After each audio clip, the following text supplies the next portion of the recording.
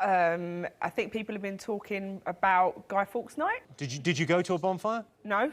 I don't really like fireworks. I think they're like looking at views. Just boring after a while. Yeah, views. Yeah. I mean, the whole eye is overrated as far as I'm concerned. You don't like views? But listen, you go out and then you've got to look at the fireworks and you go, this is great. And then 3 minutes in, you think, I'm bored now, I'm cold. And then you're stuck there.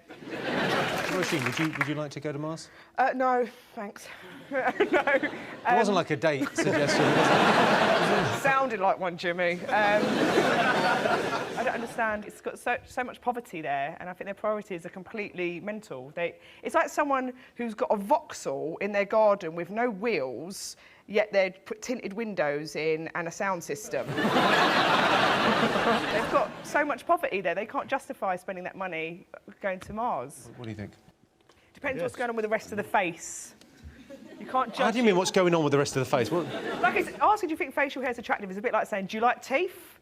Like, you know... Yes! Yeah, but, you know... I like teeth on a girl. Yeah, but, you know... I can't believe we're even having this discussion. Like, look at Joe. Yeah, I'm dynamite. Of course I do. Would you like one, Roisin? Yes, please. Of course you would. Hang on. Here you go. This will look terrific on you, because I think for the blonde colouring. Thank you. No problem at all. Happy to help. There's no point, Joe. Some games you can't play. I look like a cat. A fat cat. You really do look like a cat. Leave it on. I like it. It's...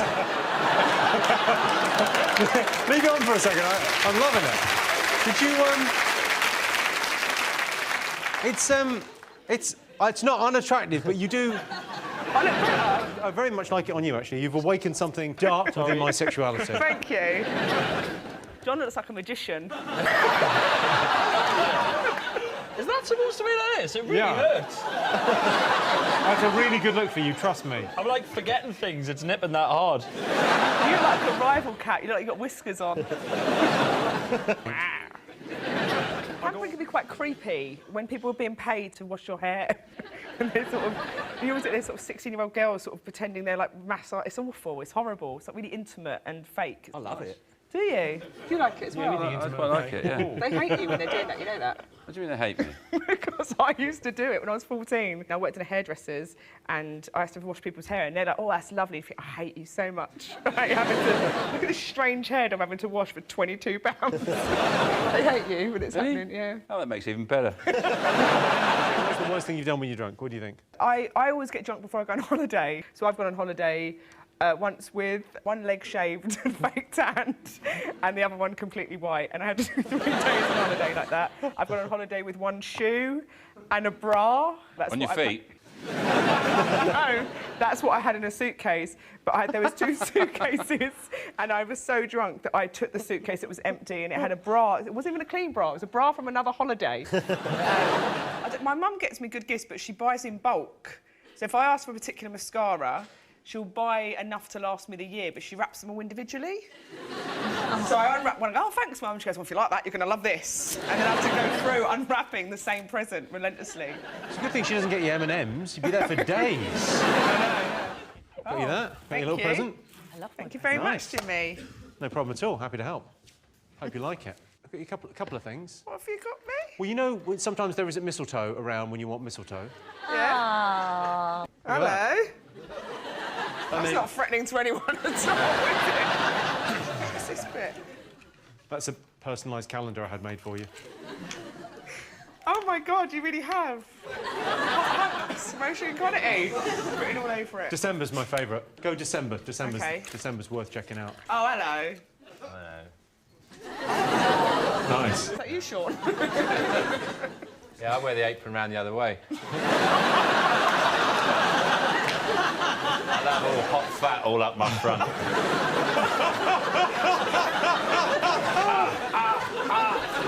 Roisin, have you had similar New Year's Eves? No, I've not had a nice New Year's Eve like that. I don't really enjoy New Year's Eve that much. I find it quite... A lot of pressure. I'm single as well, and it's quite... They're kissing at, you know, midnight and stuff. I have to go and run and hide somewhere so I don't... Otherwise it looks like you're, like, looking, you know. That's maybe the wrong expression to use.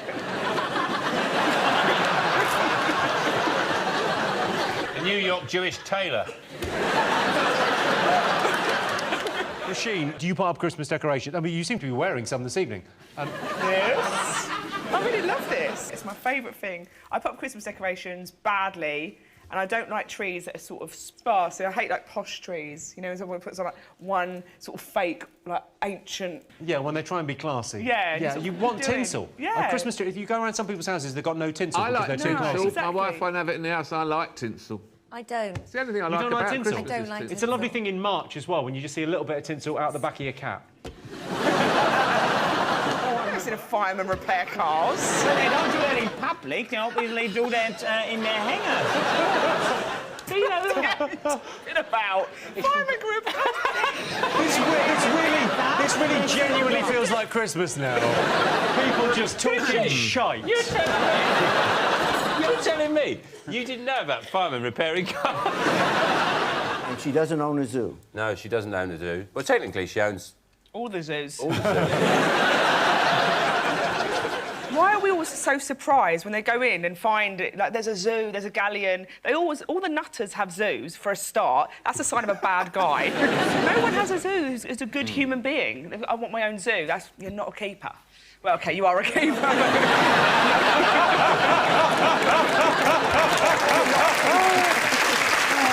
I just watched it for the first time last week. What do you think?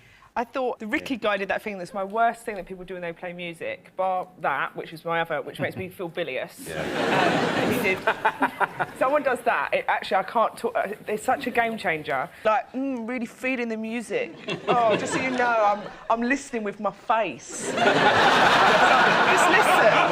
Like, you're on telly, mate. Wind your neck in. Hey, if I worked on the show, I'd play an Adele record. I just thought, well, this, play an Adele record properly. See, they might not even turn round, and then when they turn around, I'd have an owl on the stage. A singing owl? I think if you had an owl that can sing, you wouldn't need to worry about going on The Voice. You'd be booked all over Europe at the best circuses, heads of state. Yanukovych would probably be going, bring me the singing owl. Following the loss to Sunderland in the semi-finals of the League Cup in January, a drunken man rang the police and asked to speak to Alex Ferguson. After being asked if he needed to report a crime, the fan replied, yes, the crime is that Manchester United were absolutely knackered. I think it would broke up their day. Because all the other calls they're getting are like someone's been murdered or, you know, it's all about... I think there should be a number for that with just your gripes. Just like, oh, these shoes! Or like, I can't find my charger! It's like 998.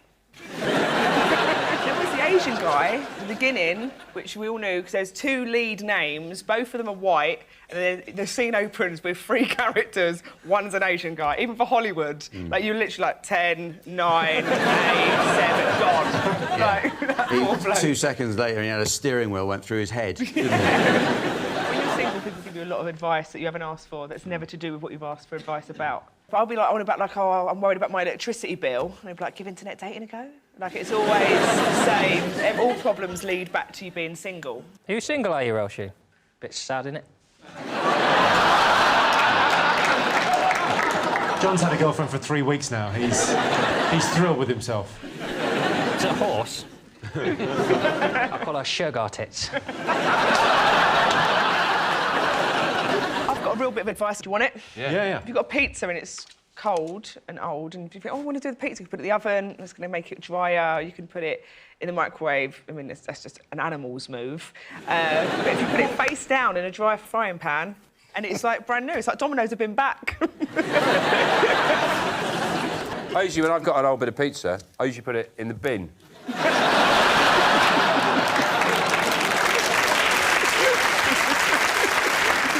Roisin, what do you do for adrenaline? Small things mainly, like putting dry clean only clothes in the wash. And there it goes. Also, you know they say cleanse, tone and moisturise. I don't tone. See how it goes. Sean, do that thing with your forehead where you scrunch it all up. Yeah, OK, look at that, Roisin. That's what will happen if you don't tone. What do you make of UKIP? I think I'm glad they're in the debate. I think it's like X Factor. It's always better at the beginning with all the nutters. I think you should earn your place in the final. It shouldn't be just you get to the final. It should be like X Factor. And I think we could have a real telly show on our hands. Where's Simon Cowell watching this, writing this down? I'm writing it down, as a matter of fact. I think it's a very good idea. And then we can all vote, Yeah, darling. see how they go. And make money in the process as well. Just get some new players, new blood at the end. Someone you thought was never going to be a leader, and then everyone crying and clapping like, he's not a prick! Miliband, darling. Miliband? He's out. Who going on about the sort of curse of Strictly, like all the couples get together? That makes it sound like voodoo-y and leprechaun-y, when that's just, if you spend 12 weeks every day rubbing up against someone, making sex faces, you're probably going to cop off with them. That's just not a curse, you know. Most of the men, it's not a curse, it's a result. Are you not a big U2 fan? You're not? I refuse to listen to it because it's too sinister. It's too sinister just giving someone an album. I think if I listen to it, there'll be some sort of agenda. If I woke up and there was a bag of cheese and onion crisps on my pillow and I just saw Gary Lineker creeping out of my bedroom, I wouldn't be eating them. People have been so angry. It's like they're like, "You're trying to burgle my ears." We used to just listen to the radio and you'd listen to whatever song was on and a DJ would be talking over it. You know, I say DJ, paedophile. Sean's team, what do you think the nation have been talking about this last week? The Apprentice. Are the Apprentices started. back on our screens? Yes. I get upset watching it because I keep remembering that they're real people. Do you know what I mean? They exist in the world and they're ruining people's lives. And I think, I can meet these people. They're real. This is not a horror film. So what do you think of the strike, Craig? I think it's a good thing, to be honest, because I think they actually deserve a pay rise. I mean, They're only asking for 1% as well. They're not asking for the moon on a stick. But 1%, like, the average midwife's on about 25 grand, so 1% is like £250 over a year. Over a month, that's like £20. Weekly, that's like about £4 after tax. That's like a pint of beer. And it's like, they're like superheroes. It's like Batman saved your life, the life of your unborn child, and you're like, what can I do for you, Batman? He went, just get me a pint. He went, bit greedy. I think they should say, instead of the strike, because they can't really strike, because they sort of go, we're going on strike, but, you know, if something really bad happens, we'll come back. Don't worry, we're not monsters. And that sort of puts them in a really bad position. So I think they should be like, just not going to wash our hands. So, I'm not going to tell you what day we're doing it, but there's no wash hand day. They should do like stuff like that, or like, we're just going to kiss it better today.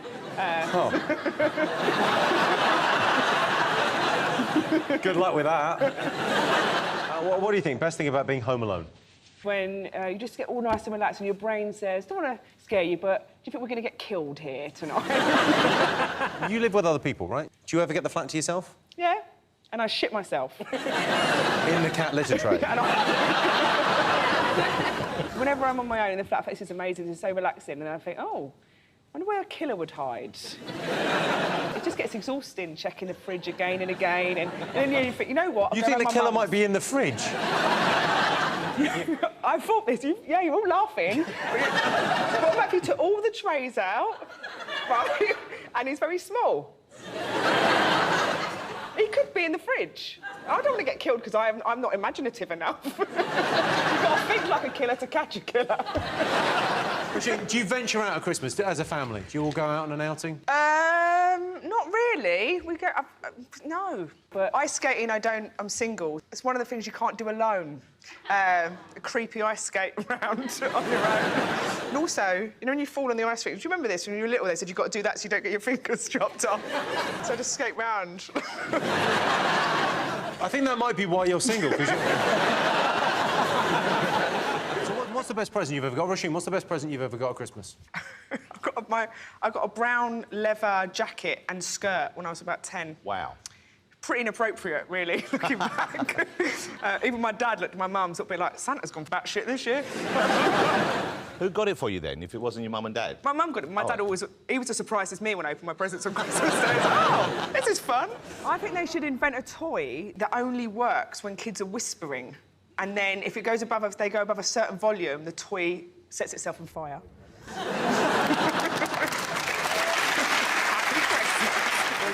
Are you a fan of the Christmas party?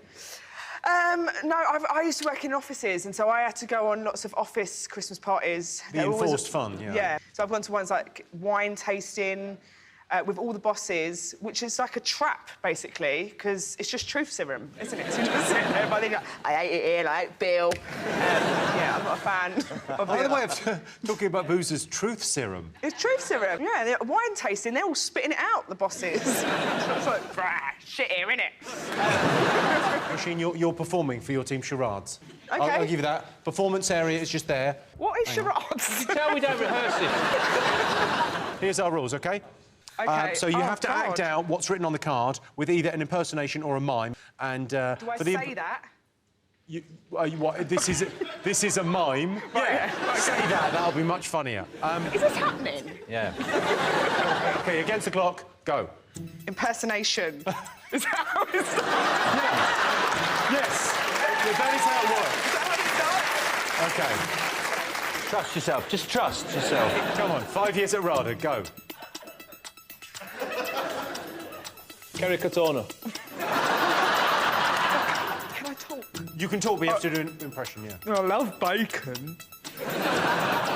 David Miliband. Yeah, Ed Miliband. Ed Miliband. No, he's got it wrong. Ed Miliband. OK, next one, Roisin, next one. Suarez. That's it. Getting into this too much. The idea is to make her suffer. You don't get it right. Get it, Freddie. Hosenhausen. I'm in charge of Europe. I know who it is. Keep going, though. What does she dance like? Angela Merkel. Yes. Nice. OK. Goal. Oh, fuck off.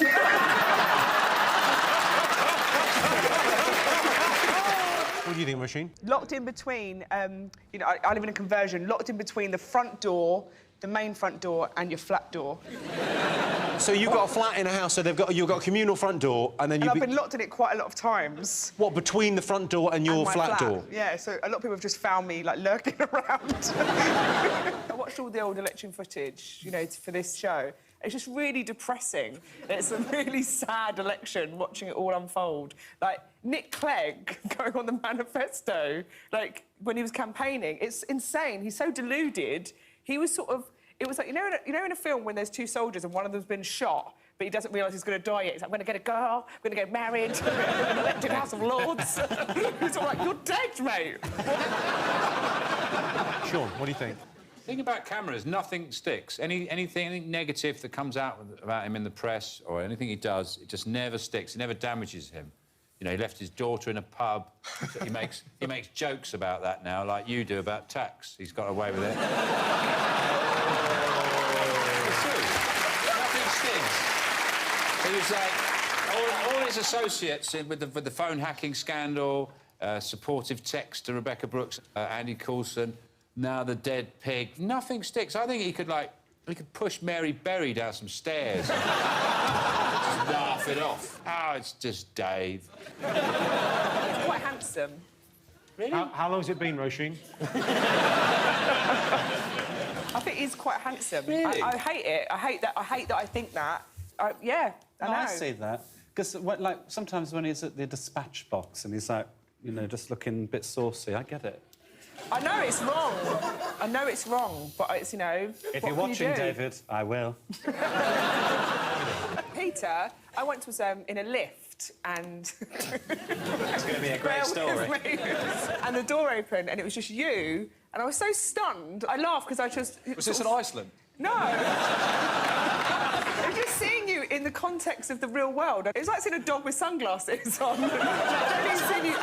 I never thought I'd see you in the real world. And I saw It was like seeing a dog with sunglasses. He sat right there. I'm getting better. In a good way. You were at the lift, and I was just stunned 'cause I hadn't really seen And you famous laughed, people. and that was it? And I laughed, but I thought it was really good, but I just laughed out of surprise. Like, Peter Andre's getting in the lift, just doing stuff. Asking people what you're doing for Christmas.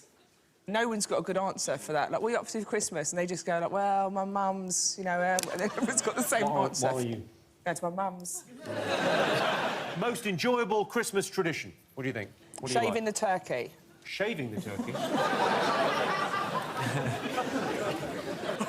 turkeys are male chickens. I was filming Man Down, and there was a turkey. This turkey came towards us, and they were like, Susan. I was like, what? Why are you calling him Susan? Turkeys were male chickens. And I always couldn't understand why people went, oh, I don't like the taste of turkey. And I thought, what are you on about? It's just chicken. I've got a similar mouth to Trump. I noticed it the other day. I'm not proud of it. Don't you dare go close up, but I've got a bit... similar mouth. Yeah, you do. to Trump. Do that and say it's going to be a beautiful wall. It's going to be a beautiful wall. Could be a little Baron Trump next to you. What's a hair shirt? People used to wear shirts with sort of hair on the inside that were really awkward and horrible to wear as a penance to God in the Middle Ages. Religion's hard work, isn't it? There's always something happening. It's either a pancake or hair on your shirt. That's my nut in. Exactly, you don't know what's going on response. You responded like how I do to any taxi driver who says anything weird. I go, story of my life, mate. Roisin, are you a fan of the show? I saw the one where, what's her name, Gillian, is it Gillian McKeith? Is that how you say her name? Gillian McKeith. Yeah, Gillian, you say whatever. And she fainted because she didn't want to do a challenge. I've once done that. In an old job, I was really hungover and I went into a biscuit cupboard in the morning and I went to go for a sleep. And my boss came in and found me and I went, oh, I must have fainted. And she went, halfway through a Kit Kat. The bush tuck of food on this series will include kangaroo anus, crocodile penis and camel toe, because Carol Vorderman wears her shorts too tight. Timothy Carr. Oh.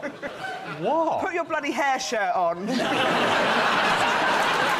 Theresa May doesn't need to do the sugar tax now because this is going to help everybody's waistline. No, so these maybe are sacred. Toblerone's This is part of this lies and mendacity. They're going at our chocolates and ruining it. And at Christmas, last year at Christmas, I was just trying to binge peacefully on my roses, and I kept getting shit bombed with coffee ones because they were wrapped in green.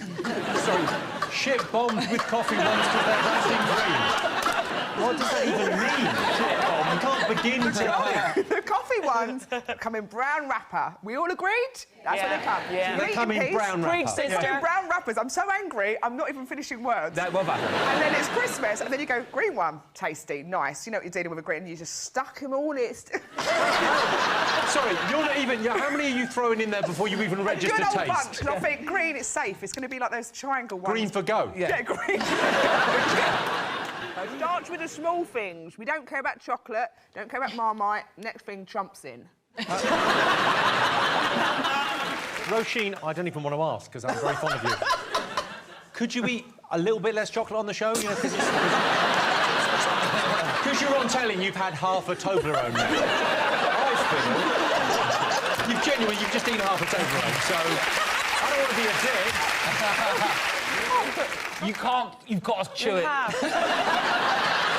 Eat as much as you want, but just please chew it. If you are going to defend your decision to eat half a Toblerone, have swallowed it before you start defending. Well, you can't just put half a Toblerone in front of me. When she can't speak, her eyes get bigger. No, but she's doing the Trump face when she speaks. That's like my drug. It's like catnip, but like Roisin nip. No, I forget that.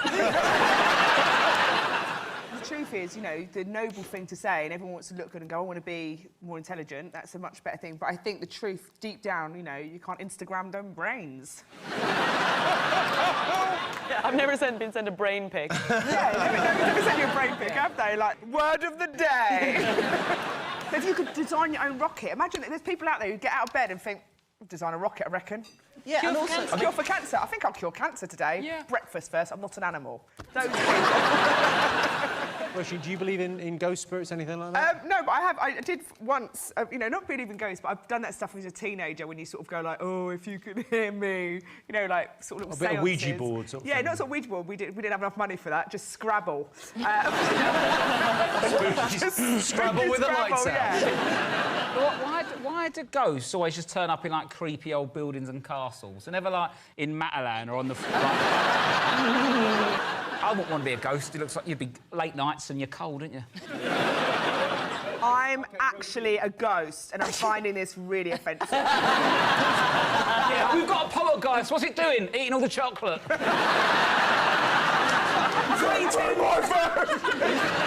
Where's compliment I ever had was I got complimented for having a nice eye. Singular.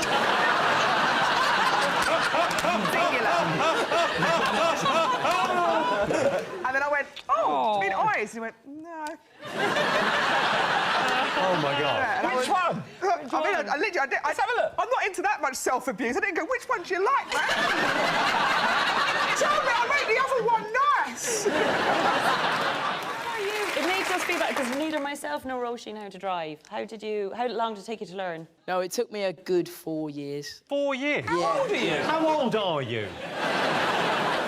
21. Bollocks. Sorry. You're not allowed to. Your provisional's 17, isn't it? Yeah. 17 plus 4 is... Roisin Conaty, everyone.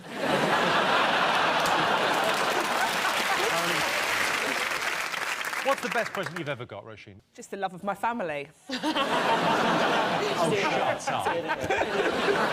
I never used... I was terrible. Me and my sister, once we worked out that Santa wasn't real... Then who do I work for? She's really got method on this, I mean...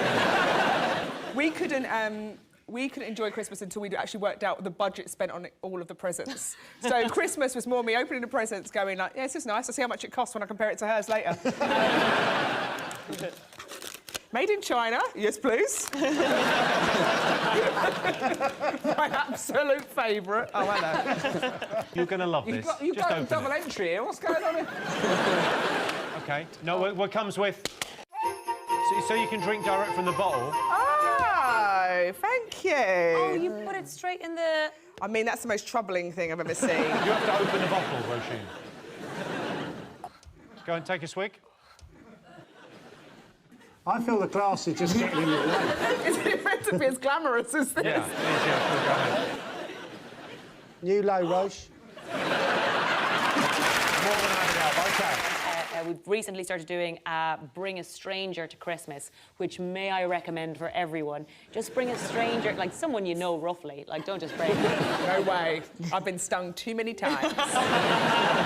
Once my mum invited a lady for Christmas dinner. I went into my hallway, and it was probably about 7 or 8 o'clock in the evening, and then I walked back and... Sorry. I walked back into the front room. She had the remote control in her hands. Her top was still on, but her pants were down. And she was just stood there in her knickers and her jeans down. Why do you think why did she take She was going to get changed. She was going to stay the night, so she was going to get changed and go up with the towel. And I don't know this woman. I was like, "You all right?" She's like, "Yeah, have you seen this?" And I thought, "Oh, she's going to pull her pants up." 17 minutes. 17 minutes talking to this woman, thinking, "What's happening?" I think people falling asleep, everyone who falls asleep is a win, because all you need on Christmas is the remote. And everyone is a threat to that. So every time someone goes to sleep, I feel a little bit less panicked. I think, good, one down. And the more it goes on, then I feel good. Because when everyone's awake, you can't leave. It's rude to leave and go. If you say, I'm going to go in the other room and watch what I want to watch, because this is horrendous, you're ruining Christmas. I'd never seen Star Wars. I knew you, but I didn't know anyone else. Good. But Mark Hamill was on Man Down, the sitcom I'd done recently. He did a guest spot. Who's Mark Hamill? He's in Star Wars. Skywalker! Yes! My brother! Don't ruin it! Spoiler alert! So, sorry, Mark Hamill's in Man Down. So he's a guest spot in Man Down, and everyone was super excited on this sitcom because Mark Hamill was going to be there. And then I walked round the corner and I see Mark Hamill having a cigarette, and I was just sort of stood there, just watching. I thought, oh, he's caused quite a bit of a scene, this guy. And I was just sort of looking at him, just like quite creepily. And Greg Davies, who's the lead, came up and went, what are you doing, mate? I went, just looking at Mark Hamill. I went, that ain't Mark Hamill. That's the props guy. Those families that wait till after lunch to open presents. Oh, they're dead to me. And it just... I feel like, how is anyone even talking? Not foaming at the mouth. Like, just like the other day, like, all right, should we have a cup of tea? What are you on about? I don't want tea. I want whatever's the most expensive fucking present. Well, you can't have that because that's your sister. I know. The thing is, if you've got a degree, you can be a teacher. And I've got a degree, so I could be a teacher, which I think is an absolute disgrace. I could be in charge of the youth. You could teach me things. Roisin Conaty. I've never seen you look actually frightened. He's Yeah, but I just had a vision of our children look exactly the same as us. You're a very smart person. I think... I definitely... Roisin, this is Rob. Rob, Roisin. I'm guessing you've not met. You're street smart, ain't you? Yeah. Thank you, Joe. Yeah, common sense. And that's Joe Swash saying that. Thank you very much. I mean, it's mad, isn't it? School trip, school journey. School trips, school journey. Journey. We called it school journey. You called it school journey? Yeah. Did anyone else say you go on school journey? No. No, we didn't go to school in Lord of the Rings. Where did you go? I went to Devon and I had a very traumatic experience. We went water skiing and it was like a cove and you put the skis on and they sort of drag you in from the bank into the water. And as they did that, two things happened. Number one, I lost my voice completely because it was so cold. And number two, one of the skis came off. And so I was like this. They dragged me around this cove and I'm on one ski crying my eyes out because I can't make any noise and everyone thinks I'm a hero because they think I'm doing like showboating. Like, look at me, one leg. But what that's done to me now is whenever I go into the sea anywhere else in the world, even if it's warm, I have to scream before I go in in case I'm losing my voice. So whenever I get a new boyfriend, which I do occasionally, and I go on holiday, I go, I'm gonna have to scream when I get in the water. And they think I'm doing a bit, and I feel like, I'm so scared I'm gonna lose my voice. So that's... Is that how you scream? Yeah, I can't do full scream. I just want to make sure I can if I need to. Yeah. So I'm like, Do you judge people on what they wear? What do you think, yes or no? Sometimes it's not me, it's, you know, the governor. That almost makes me scared of it. I'm going to need some explanation here. So, like, it's just certain shoes you can feel, like, men in Crocs, if you listen carefully, you can hear, like, all vaginas in a 20-mile radius zip up like tents. There's just certain clothes that you can feel that your vagina sort of goes, no. Any other clothes do that? Any other clothes do that? Hats. All hats? Certain hats. What sort of hats? If the hat is too small for their head. Again. Just everything goes... Is there anything that makes it go like a sort of pop-up tent? Wellies. Wellies. The governor likes wellies. The worst about going to the cinema is having to eat in the dark. It's like it's a weird thing to do anywhere, but like you're having all these mystery meats and stuff. Like you just got to Mystery meats. What are you bringing to the cinema? Mystery meat time! Like you get hot dogs and stuff, and you think Are you the person that eats hot dogs at the cinema? I've never seen anyone buy I hot walk dogs. in arm deep in food to the cinema. Yeah, so I think eating in the dark, I think there should be some sort of little bowl light. I do think about it quite a lot in there, like a light, you know, like your phone light, so it just goes over the food, so you've got no... Use the light on your phone, couldn't you? No. Phone, I think there should be trap doors for people under the seats if they use their phone, and just you press it and they go down. That's it. No one gets seats, no one gets hurt. Straight through. Hello and welcome to 8 out of 10 Cats Uncut, a show all about opinion polls, surveys and statistics. Did you know, for example, 80% of obese people say they've got no idea how much they should be eating? Here's a clue, less than that. 30% of people say their favourite meal hasn't changed since childhood. My favourite meal's still the same, sucking on boobies. Right, Mum? And 18% of the population has sleepwalked. My girlfriend's a terrible sleepwalker. A few weeks ago, she sleepwalked out of the house, sleep met up with her ex-boyfriend, they sleep shagged, and now she sleep left me. When she wakes up, she's going to be so embarrassed. Right, let's get started.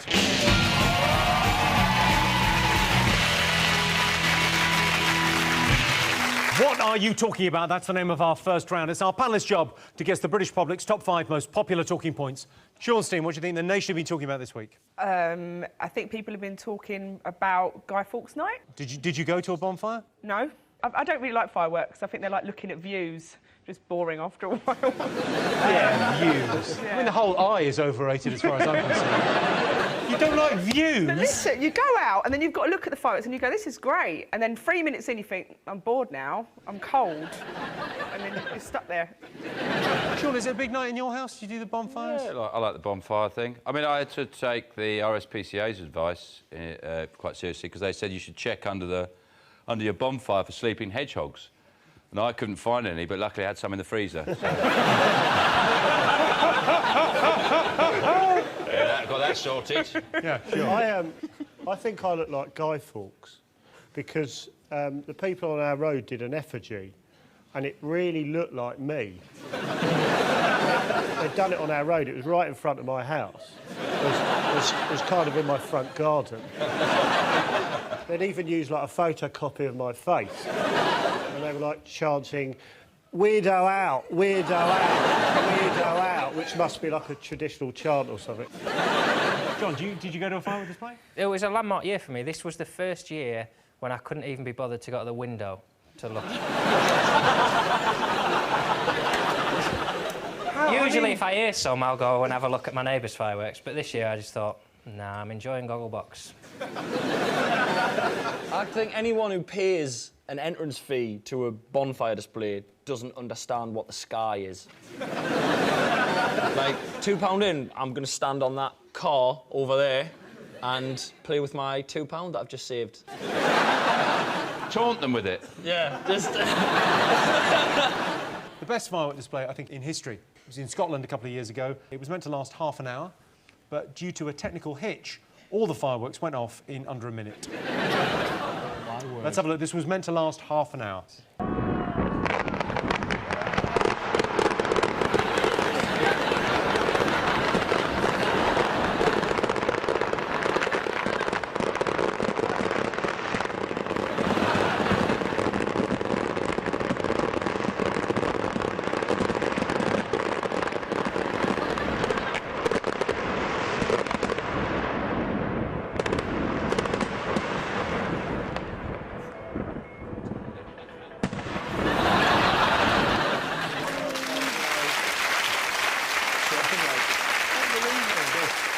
You'd have made it to the window for that, wouldn't you, John? I would have, yeah, if I'd have heard Armageddon outside my window. Just imagine being there thinking, oh, how are they going to follow this up? Oh, they're not. I'd like to have seen the guy's face who lit them all and at the end just stood there just like that. I don't know. Yeah, when you tried to stop them. I reckon he just wanted to beat the traffic. He just sat there and just ran to his car. Let's have a look and see if firework night is up there. Yes, it was bonfire night this week. In one town in Kent, locals burnt an effigy of Apprentice star Katie Hopkins, which seems crazy because you can get the real Katie Hopkins for £75 plus travel. That's always the fascinating thing about effigies, isn't it? Is you can see the start of it thinking, yeah, I'm going to make an effigy of Katie Hopkins. And then you start it, and then hopefully, after about 10 minutes, you go, what am I doing? And then stop. But it's the desire to finish it. Yeah. Have you got, like, loads of half-finished effigies in your garage? Yeah. Your one's nearly done. It's the hair I'm having trouble with. I can't get it quite like an ice cream. I want it to be just right, Chris. OK, John's team, what do you think the nation should be talking about this week? What about the Tesco? Tesco have got new technology that means they can scan your face and tell you what you want to buy when you're in a garage. I'm not sure. Is that a good idea? I mean... I could do that. Petrol. So Tesco's are rolling out new advertising screens in 450 of their petrol stations. They use hidden cameras to scan people's faces to determine their age bracket and if they're male or female, and then they can sort of market products to them. So how do they tell you what they think you should buy? Do they whisper it? Do they come up to you and go, I think you need some crisps? I think they would look at you, Sean, and go, I think moisturiser, maybe, you know. Prunes. Fly spray. They've had this technology in toilets for years, though. I go into a garage, and when I get in the cubicle, it tells me exactly what they think I'd like to do to someone and who I can call.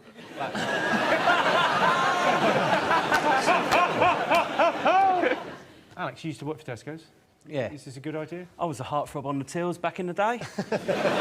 Heartthrob on the tills? Yeah, of course you were. where you were just on the main tills? Yeah, I was on the tills. I mean, I'm crap at shelf stacking, so... tills is the only place they were going to put me. Imagine the till might be a bit hit and miss as well. But I think I was the reason why they brought in self-scanning. The long game of it is to improve shopping experiences around the supermarket, and I don't think it's going to make much difference. If they want to make shopping better, I just think it's simple. Just make a shopping trolley that adults can sit in. Who's going to push you around now? I'll just ask someone. I'll just sit there until someone pushes me around. Or you could get a baguette. And punt around the supermarket. A couple of them. Yeah. Well, let's have a look and see if it's up there. Yes, indeed. Goldstein, what do you think the nation will be talking about this week? Is it, well, hit right into my territory here. It's Justin Bieber's done some things. Justin Bieber. Well, police in Brazil have charged Bieber with illegally spraying graffiti in Rio. Defacing buildings is a crime in Brazil, punishable by up to 1 year in jail. I can't imagine Justin Bieber surviving a whole year. But it'd be a hell of a week for the inmates. Like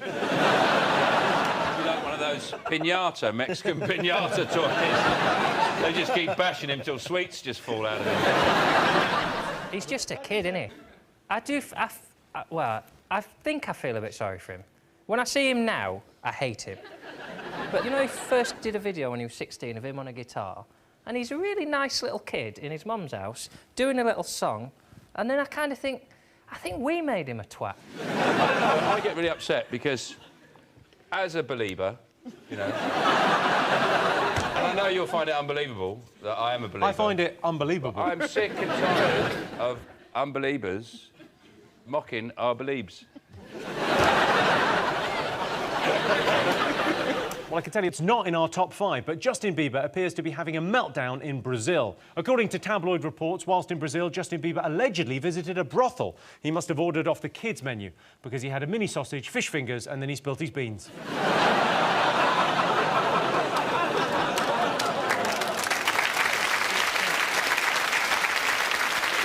Johnstein, what else has the nation been talking about? The Call of Duty came out. The Call of Duty? The Call of Duty's come out on your Sega Mega Drive. On the first day it came out, it made $1 billion worldwide. So it's bigger than any film, any music, just huge. I ordered one, not this one, it was the last one. I went into the shop and I pre-ordered it, and I paid like a £10 deposit or whatever. He went, "Are you coming for the midnight one?" And I went, "Do I have to come at midnight to get the copy?" And he went, "No, but you're not just going to come." I went, "No." He went, "Oh, it'll be good, man." No, I won't! Standing in a queue at midnight outside a shop with loads of sort of, like, comic book reading 30-year-old men. Definitely not. I wouldn't queue for a game at midnight. I don't like queuing for Oceania at midnight. But what I love about the new Call of Duty game is that you can play as a dog. And for me, that makes it a very different game. It's like, how many people have you killed? Well, none, but I've had 2 shits and a bit of postman. Sean, have you ever played a video game? Are you... No, I don't see what's wrong with Conkers, really. How could you not have a better game than that? And you don't need a queue. Nobody ever stood round a Conker tree at midnight going, "The big one's going to drop." Look at it, it's going to go. I'm getting it. Well, I always wonder about computer games. You know, in a computer game, if you walk into a wall or something, he goes... Ugh. I always think that was someone's job to make that noise. Someone got paid to sit in a studio for a day going... Oh. I'd do that. If they make a game where there's a little gremlin wandering around, I'd happily spend a week of my life going... Ugh. What about the guy whose job it was to find out what noise you make when you walk into a wall? Surely you got it now. I don't really play, like, Call of Duty. I play a lot of, like, FIFA, but the worst thing about online gaming is the messages you get from people when you beat them. Like, I had one the other day, which was all in Spanish, and I Google translated it, and it wasn't very nice. And if you're watching Carlitos 97, I don't shag my mum, so the joke's on you. OK, let's have a look and see if Call of Duty is up there. Fingers on buzzers. What do you think? Is it Michael O'Leary, the boss of Ryanair, promising that he's going to give us better customer service on Ryanair at last? He said, I'm not going to charge anyone to use the toilet, and you're not going to have to pay to have a chair, and I'm not going to put you in the roof rack if you didn't print your boarding pass. So this is allocated seating on Ryanair. I mean, should you expect good service on one of these low-cost airlines? I'm glad they're doing allocated seating on Ryanair, because when I travel on my own, what I like to do is I look at the queue and I try and spot someone I think it would be quite nice to sit next to. And then I follow them down the queue, and as they're checking in, I jump in and go, I'd like to sit next to him, please. And then we chat for the whole flight. It's brilliant. A lot of people say you meet weirdos on planes, but I've never met one. I've got some quotes here from O'Leary, who's extraordinary at giving quotes. On charging people to use the toilet, he said, I would wipe their bums for a £5. That's good value, that. Yeah, probably. On overweight passengers, this is nice. He said, nobody wants to sit beside a really fat bastard. The thing is, normally, fat people, quite bubbly. Have you flown Ryanair, Sean? Yeah, I don't particularly, you know, if I can avoid it, I would avoid it. But when you're paying £12.99 to fly to Dublin, I mean, that's incredible. I mean, you know, £2 for a go on the Dodgems. You don't get very far. No. I tried to break out of that ring. Michael O'Leary often gets stick for not taking complaints seriously. Here he is getting grilled by Eamon Holmes. We can't even vomit on your planes, you see, because if we go to be sick, there's not even a bag to puke into. But you'd be so on time on such a beautiful new all-leather seat, brand new aircraft, and we'd sell you the vomit bag. But nobody gets sick on Ryanair. They're saving so much money, they just spend the time laughing.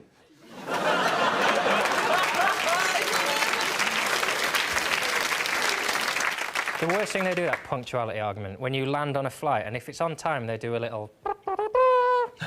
That is the very least I expected, that you wouldn't kill me. I was on a Ryanair flight once, and the tape machine had broken down, and the bloke had to do it himself. You know, and he came over the tunnel and went... Ryanair flight on time.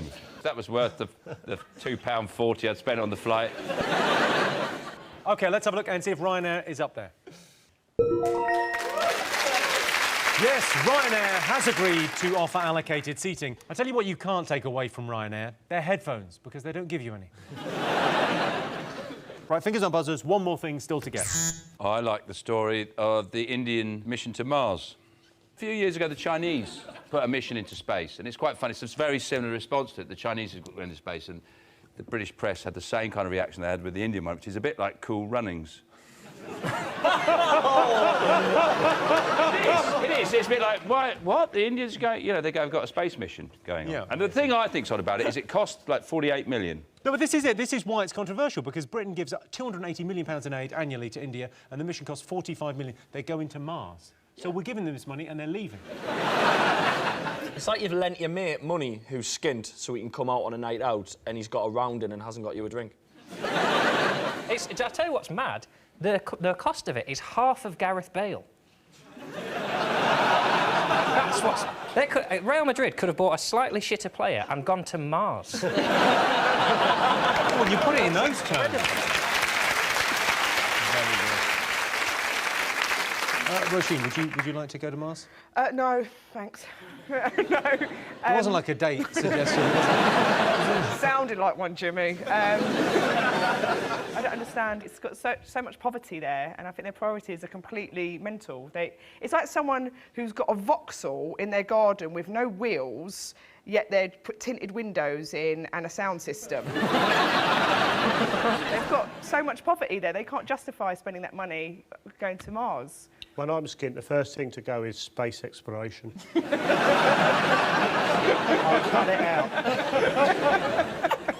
The whole thing with the mission is to tell whether there's methane in the atmosphere. So basically, they spent 45 million to see if Mars smells of shit.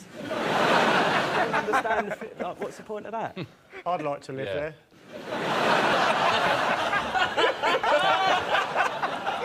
Joe, over to you. I'd like to be the first person to live there. It'd be brilliant, because you'd probably get a house with quite a big garden.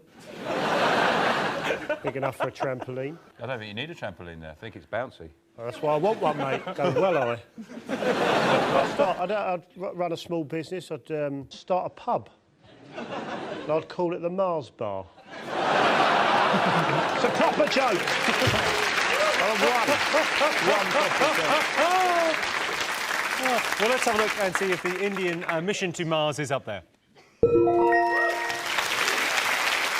Of course, India aren't the only country with a new space programme. Earlier this year, Iran said they plan to put a man on the moon by 2025 by nuking Israel. So those were the most talked about things this week. But in other news, during their trial, it was revealed that Rebecca Brooks and Andy Coulson have had an affair.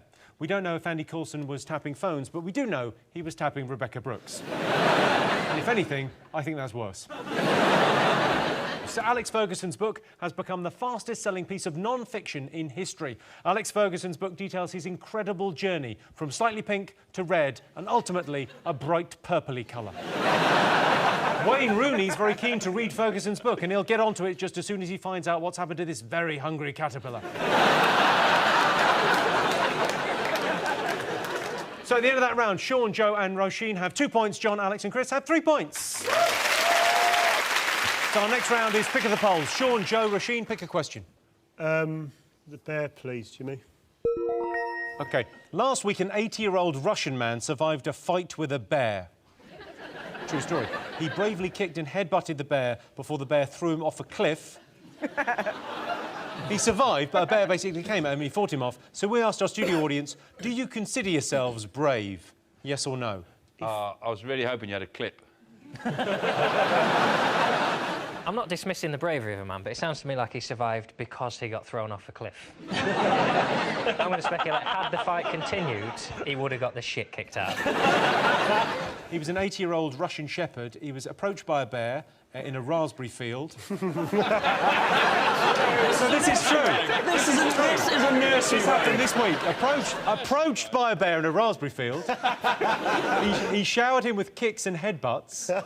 Reporters say he managed to knock the bear off balance before it threw him off a cliff. He was hospitalised with bruises, bite wounds and 4 broken ribs. Wow. Discharged within a few days, and it's not known how the bear is. I just love it how we're sitting slagging a man off who fought a bear. We're like, ah. We're sitting in London in a warm studio. He fought a fucking bear. Yeah, in a raspberry field. Get over it. What's a shepherd doing in a raspberry field? How mobile are these raspberries?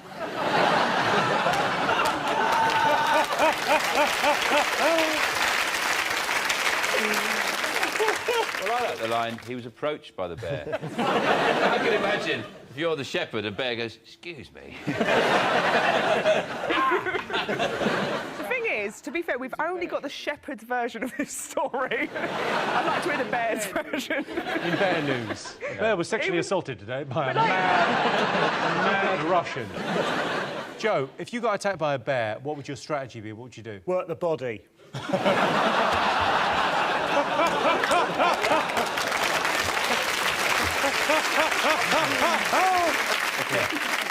But you know, I mean, I wouldn't be. The best way to deal with a bear, if the bear attacks you, and this is genuine, if a bear attacks you, is stay very still and wait for it until it gets really close, until it's literally about there, and then you just go, whoa, like that. And because it's got those big round feet, it just goes, whoa. They can't adjust. They've got no balls on their feet. So you just go, whoa, like that, and it just throws them. And then and sometimes I've been attacked by loads of bears, and they're just literally going, whoa, and they're all behind me in a big pile.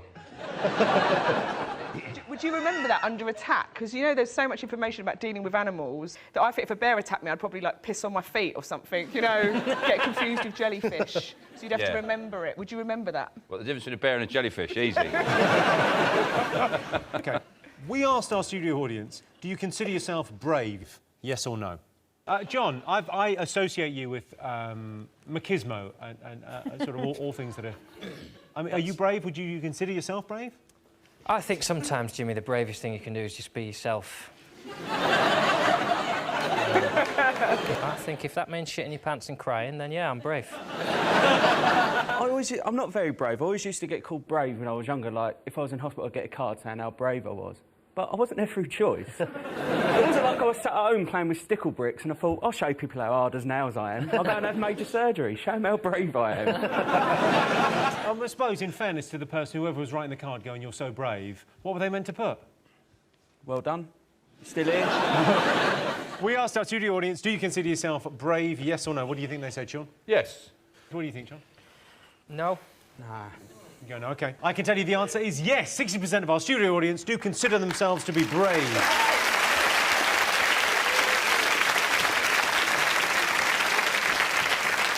Interesting fact, I'm actually a very brave little boy. And I know that because my mummy told me. OK, John's team, what do you like the look of? I like the look of this guy with the beard. OK, it was the World Beard and Moustache Championships in Germany this week. So we asked our studio audience, do you think facial hair is attractive, yes or no? Call me sexist, but not on women, no. John, you've got sort of the beginnings of facial hair, haven't you? You've got... Well, this is just laziness. I just can't be arsed to shave all the time. It's just a waste of time, isn't it, shaving? It's fun, though. I grow it because it's fun. I get it just long enough that I can shave it in instalments. And I'd shave that bit first, so I get a little neat beard, and then I crop it under like that, so you get a little wanker beard. And then you leave it. I feel sorry for women that never get to do that. You never get that. Oh, I've done that. Roisin, what do you think? Depends what's going on with the rest of the face. You can't judge... How do you mean, what's going on with the rest of the face? What? Like, it's, asking do you think facial hair is attractive is a bit like saying, do you like teeth? Like, you know... Yes! Yeah, but, you know... I like teeth on a girl. Yeah, but, you know... I can't believe we're even having this discussion. Like, look at Joe. Yeah, I'm dynamite. Do you like it? Do you actually like it? Of course I don't. Who would like this? It's fun, facial hair, and it's warm as well for winter. It's like a cardigan for your face. Chindigan. It's not attractive, though, is it, to answer the question? It's not sexy, is it? OK, what do you think? I'm adamant it's a yes. I think it's very in at the minute. Like, I mean, definitely not that. But, I mean, Joe's... Well, no, not that either. But, like, a kind of... like a designer stubble, like what John's going on. I think it's very attractive. Well, you're very kind to say so. Not a problem. Have you grown a beard? Do you want to try one? Do I want to try one? I've brought moustaches. Definitely. Oh, my God. I think that's the one for me.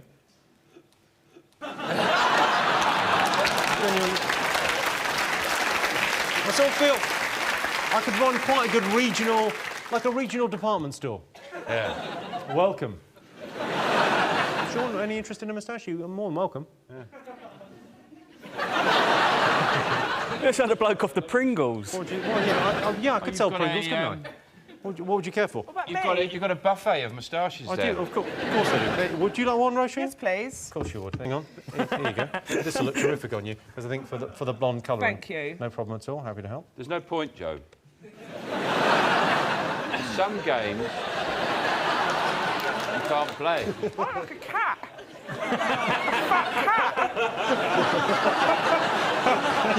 You really do look like a cat. Leave it on. I like it. It's... Leave it on for a second. I'm loving it. Did you, It's not unattractive, but you do... I look better. I like that. Yes, I am a murderer. It's not my fault. In terms of attraction, though, I mean, that's pretty sexy, right? Sean? I feel like I'm in a strange nightclub and I go, oh, they like it. I'm going to give one to... Should we give one to... Should we give John a proper moustache? It'd be lovely for him to try, wouldn't it? Moustache, how very dare you. Fill your boots there. You bounder, you cad. Well, I very much like it on you, actually. You've awakened something dark within my sexuality. Thank you. John looks like a magician. Is that supposed to be like this? It really hurts. That's a really good look for you, trust me. I'm like forgetting things. It's nipping that hard. You look like a rival cat. You look like you've got whiskers on.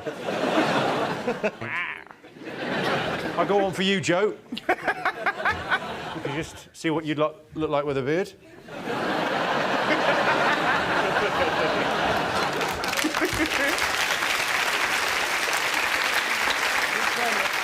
OK, OK, let's get some answers on this. So, do you think facial hair is attractive? No, obviously not, no. Oi!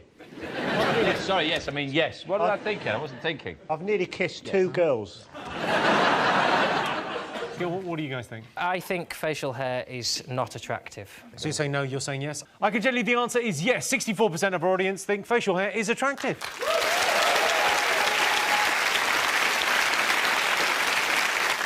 Different beards can mean different things. For example, a Santa Claus-style beard means friendly with kids, whereas a Joe Wilkinson-style beard means too friendly with kids.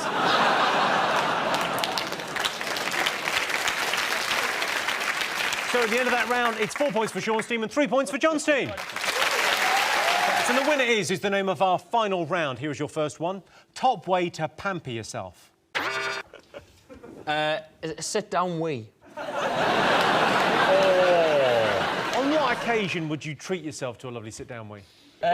Early morning, late at night, after a big meal. I don't think that's pampering yourself, sit down wee. Really want to pamper yourself. You know those Dyson air blades? Teabag one of them.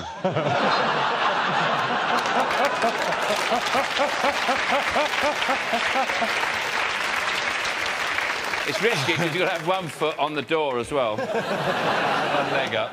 Actually, the facilities manager wanted me to bring that up with you. And I was sort of looking for the right time to mention that. Yeah, well, if you're wondering why it came off the wall. John, how do you pamper yourself? Just get drunk, really. Pampering, for me, as a word, means like, oh, I'm going to pamper myself senseless this weekend. I'm going to go out and get absolutely pampered. Well, number 2 is an expensive glass of wine. So a lot of people do that as a little treat. No, they don't. Have you been out into the world? People are like, oh, this weekend I'm going to have one good glass of wine. People don't go to Yates's at 9 o'clock and go, what is the best wine you have? I just want 1 glass. They go, what is the cheapest wine you have? I've not been to a Yates's, but it's a wine lodge, yes? Yeah. Well, of course, you'd talk to the sommelier about what on offer, and you would order the finest wine that they had. A carton of your finest wine. What is good on the way down and back up again? OK. Joe, what would you do to pamper yourself? Well, I do pamper myself. What I actually do is I have, if I really want to pamper myself, I have one of my verrucas frozen off. I love that. It's nice, though, isn't it? It's satisfying. Pampering can be quite creepy when people are being paid to wash your hair. And they're sort of, you always get these sort of 16-year-old girls sort of pretending they're like massage. It's awful. It's horrible. It's like really intimate and fake. I love it. Do you? Do you like it as well? Really I quite like it, yeah. They hate you when they're doing that. You know that. What do you mean they hate me? Because I used to do it when I was 14. I worked in a hairdresser's and I used to wash people's hair and they're like, oh, that's lovely. I hate you so much. Like, look at this strange head I'm having to wash for £22. They hate you when it's happening, yeah. Oh, that makes it even better. One of the things I like to do is I like to light a load of scented candles. I get in the bath and then I just wait for whose ever house I've broken into. What, and come out like Martin Sheen in Apocalypse Now? Through the petals. Alex, do you pamper yourself? Pedicures, because I get them cheap. I've always wanted to go into one of those fish foot spas with my prosthetic leg on and just say to the person next to me, like, don't leave your feet in there for too long. Because I found out the hard way. Always wanted to do that. OK, top way to pamper yourself. Was there not, like, a spa day or something? Well, a massage is number 3. It's an everyday activity. People do it all the time, and then... What do you mean, like eating? Rollerblading. It's to do with retail. Shopping. The right answer. Yes, the top way to pamper yourself is a shopping spree. My girlfriend goes to the off-licence every day and comes home with 3 bottles of wine. I think she might be a shopaholic. OK, worst thing to do when you're drunk? I once tried to eat everything in my pencil case. Chris, you're from the north. Worst thing to do when you're drunk? Like your specialist area. Text while driving.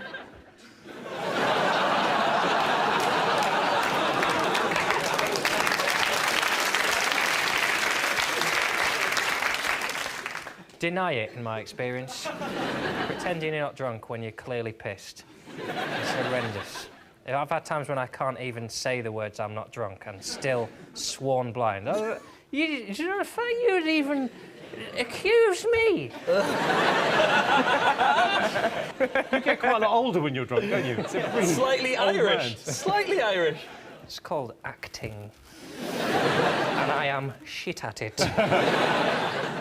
Roisin, what's the worst thing you've done when you're drunk? What do you think? I always get drunk before I go on holiday. So I've gone on holiday once with one leg shaved and fake tanned and the other one completely white, and I had to do 3 days on holiday like that. I've gone on holiday with one shoe and a bra. That's on your what feet?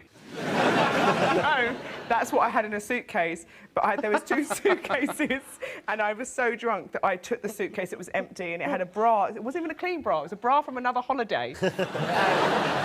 OK, worst thing to do when you're drunk? I like to go to Battersea Dogs Home, see how many dogs they'll let me have. Come on, I can take... I've got a wheelbarrow. Just put him in the wheelbarrow. I'll look after him. Don't worry. I'm fine, I'm brilliant with dogs. See if I can get about 30 dogs. Because they won't let you take them if they think you're really pissed. They are weird. If you like get that. into the cages and lie down with them.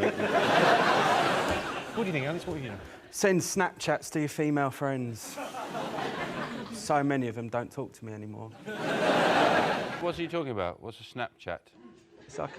Oh, Grandad's woken up. Do it again, I'll do it again.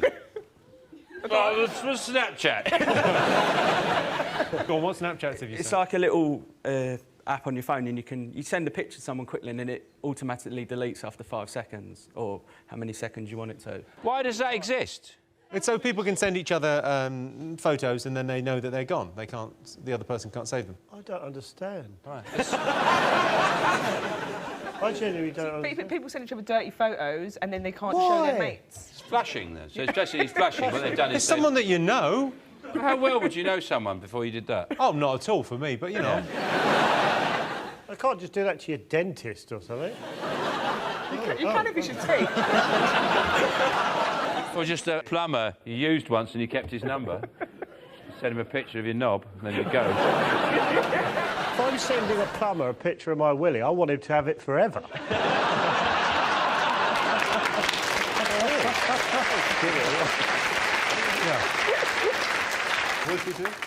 Stripping off is never a good idea, is it? That's the right answer.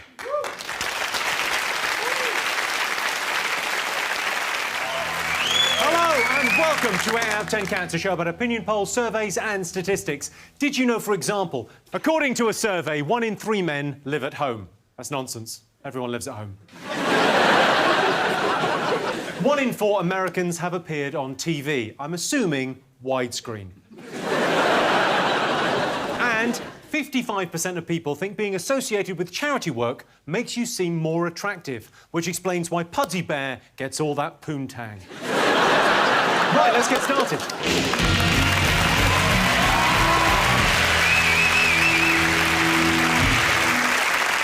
What are you talking about? That's the name of our first round. It's our panelist's job to guess the British public's top 3 most popular talking points. John, example, Jack, what have the nation been talking about this week? World War III? Oh, yeah, who had the Ukraine in the sweepstake? Ukraine have gone mad, haven't they? Got rid of their president, and Russia are going to invade, and the US are going to come in, and oh, pow! The great thing is now, when World War III happens, everyone will go, that little one on 8 out of 10 Cats said that. And I'll go, I did. Russia, when Ukraine ousted their Ukraine, just made up a country there. I think you'll find it's the Ukraine. Russia said they expressed alarm and anger, which is hard to do in one noise. That. So that's a noise my girlfriend makes when I jump out of the air and covered at her. Now, these have been, I mean, they only went on for about 2 weeks, the protests, and then they got rid of the president. They're pretty successful. Have you been involved in any protests, John? Have you done any marching? I've done some marching, yeah. Mostly around my house to my own tune. No, I don't think I have. Really? I do quite regularly do protests. I did one the other week for a pensions march. It was quite a vocal march. It wasn't for pensioners, it was on behalf of the pensions industry, because people are living too long. They just walked around saying, what do we want? A cold snap. It was sponsored by EDF, which stands for... EDF, which stands for Elderly Die Frozen. That's what it stands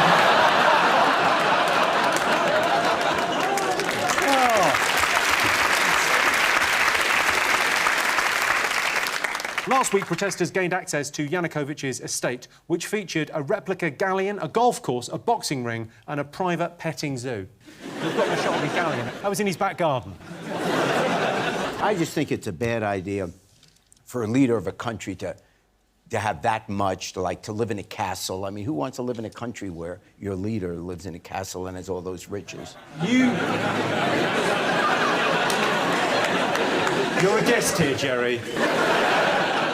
And she's got no power at all. And she doesn't own a zoo? No, she doesn't own a zoo. Well, technically, she owns... All the zoos. All the zoos. Why are we always so surprised when they go in and find, like, there's a zoo, there's a galleon? All the nutters have zoos, for a start. That's a sign of a bad guy. No one has a zoo who's a good human being. I want my own zoo. You're not a keeper. Well, OK, you are a keeper.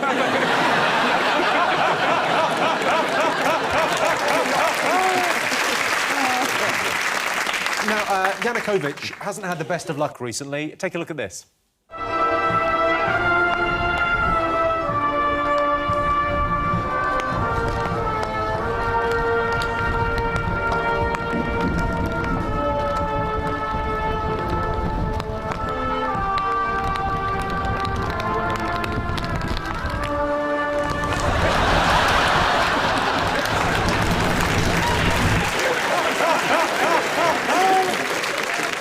I like the way you introduced that clip by saying he hasn't had the best of luck. He lives in a house with a zoo and a galleon and a lake. Yeah, but he hasn't had the best of luck. A leaf hit him on the head. Example, Elliot for the evening, for the purposes of this. Yeah, Elliot, it's your actual name. You've been to Ukraine, right? Yeah, I was really disappointed, actually. What do you mean you were disappointed? Where did you go in the Ukraine? We went to shoot a music video, as you do, in Ukraine. Where exactly in the Ukraine? We went to Chernobyl. So you were disappointed with Chernobyl? No. I'll get on to the disappointment. It wasn't as nice as I thought it was going to be. No, the reason I was disappointed in Ukraine is because when we went back to Kiev, we stayed the night in Kiev before we had to fly back. And we went everywhere looking. I went, right, I'm going to have chicken in Kiev. As you do. And we went, I'm not joking, we went to about 7 places and we couldn't get chicken Kiev in any fucking place in Kiev. That's because the garlic butter pipeline comes from Russia. Oh. Putin cut that off. I had the same problem in LA. I couldn't get a lasagna anywhere. It's worth pointing out that before Elliot went to Chernobyl, he was a 22-year-old woman.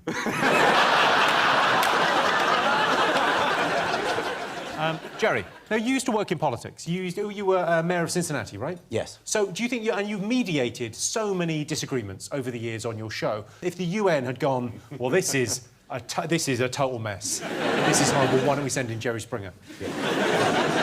I think that'd be a horrible idea. You're right if Ukraine had shagged his sister. Yeah. And now... OK, let's see if it's one of the top 3 talking points. Yes, the most talked about thing. There's been a revolution in the Ukraine.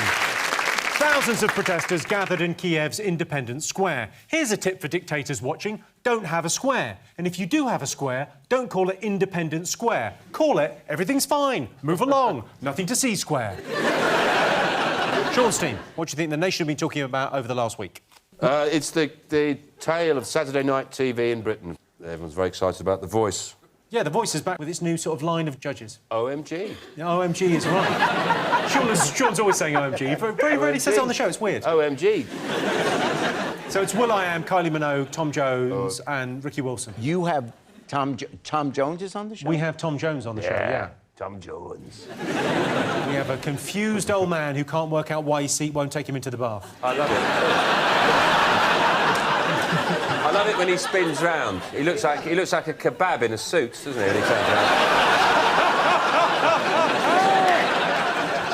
I think they should start off facing the singer, and if they don't like him, they just go.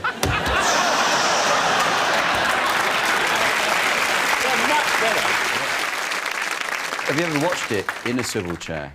It can make it marginally more interesting if you start with your back to the telly in a swivel chair, and if you like what you hear, you turn round. I've got a team of 12. I'm a bit excited. It's made it more interesting for me. Kylie's apparently, she's put on lots of viewers. I think 1 million people extra are watching just for the Kylie, yeah. But it's interesting watching because she's 45 now. She looks very well. I was thinking the only thing... Well, but no. That's wrong. No, it's not Go fair. on, say the thing that's obviously terrible. Well, that chair moves more than her face, doesn't it?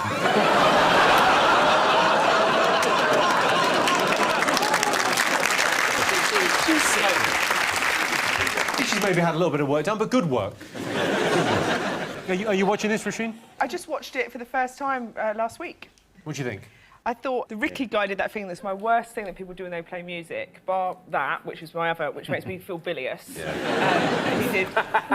Someone does that. Actually, I can't talk. It's such a game changer. Like, really feeling the music. Oh, just so you know, I'm listening with my face. Just listen. You're on telly, mate. Wind your neck in. Elliot, so if you were on the show, which of those judges would you go with as your mentor? I think you'd go with Tom for a laugh, wouldn't you? For a laugh? Like, he'd probably nod off whilst he's, like, lecturing you, you know what I mean? I think today maybe we should do a... What was that, Tom?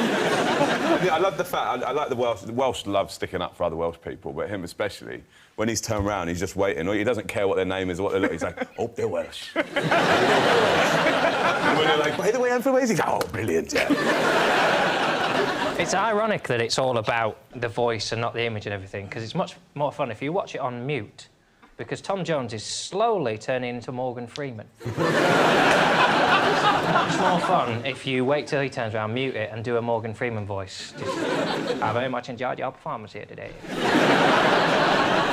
And they've all got their backs turned and the person's walking on. They're listening more carefully at that point than any other point to just see how heavy the footsteps sound. So if someone sounds like... they come on, there's no way no one's going to turn around for them. Yeah. So they want to hear a little delicate.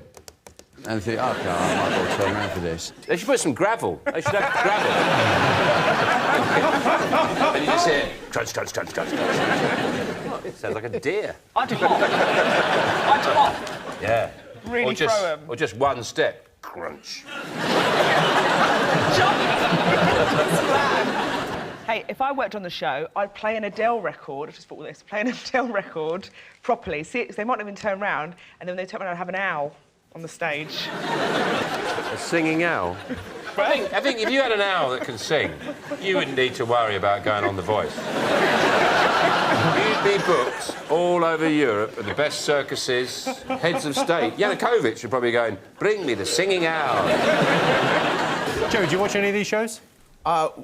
We have a glut of them in the States. But, of course, there's so many now that it's like, who hasn't been on one of these shows? I haven't been on them. I haven't been on them. You should. You should. You should. She could turn your chair around. Go ahead. I need a break. Start singing. Go on, sing a song and see if you can get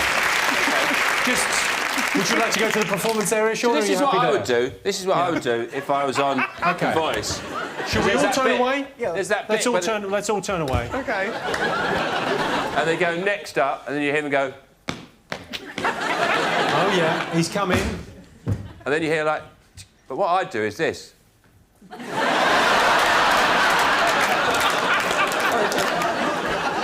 then I'd start. Here we go.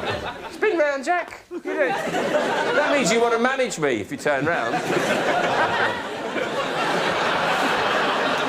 Summer breeze!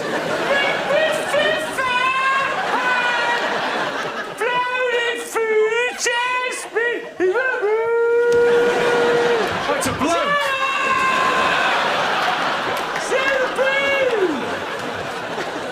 You got the voice of an angel. Yeah. I only turned around because I thought it was an owl.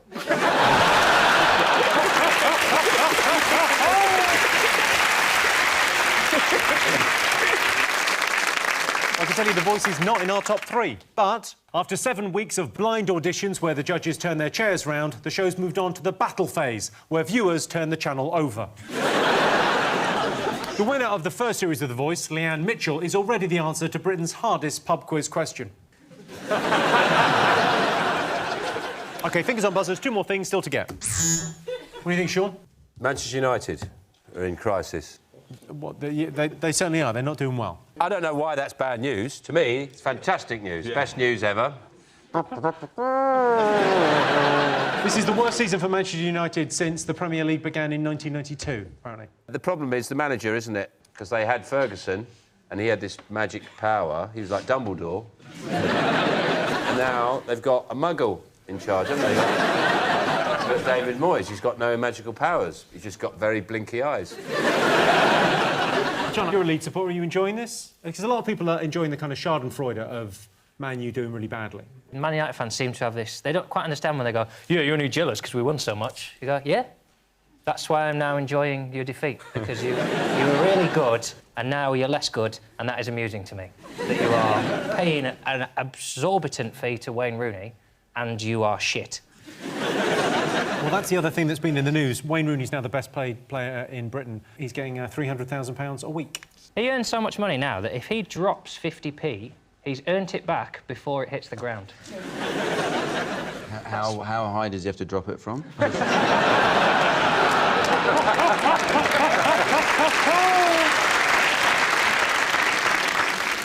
When someone earns these massive amounts of money, what they always say, it's £300,000 a week, but then they break it down and down and down, and they go, it's £30 a minute. And I think, well, I hope that's the catch. I hope he gets paid every minute. Someone follows him around with a bag of coins. Every minute of the day. 4:31 a.m, here's your £30. I've got to get him in the morning. Oh, well, this one's for us, then. You don't get that. The fact is, it's really simple why they're sometimes losing games. And I like forums, because they're just nutters. And with football, what you get is the views are exactly the same. I checked a Man United supporters forum and Radio 1 news round for kids, and the views are exactly the same. There's just a lot more swearing on that one.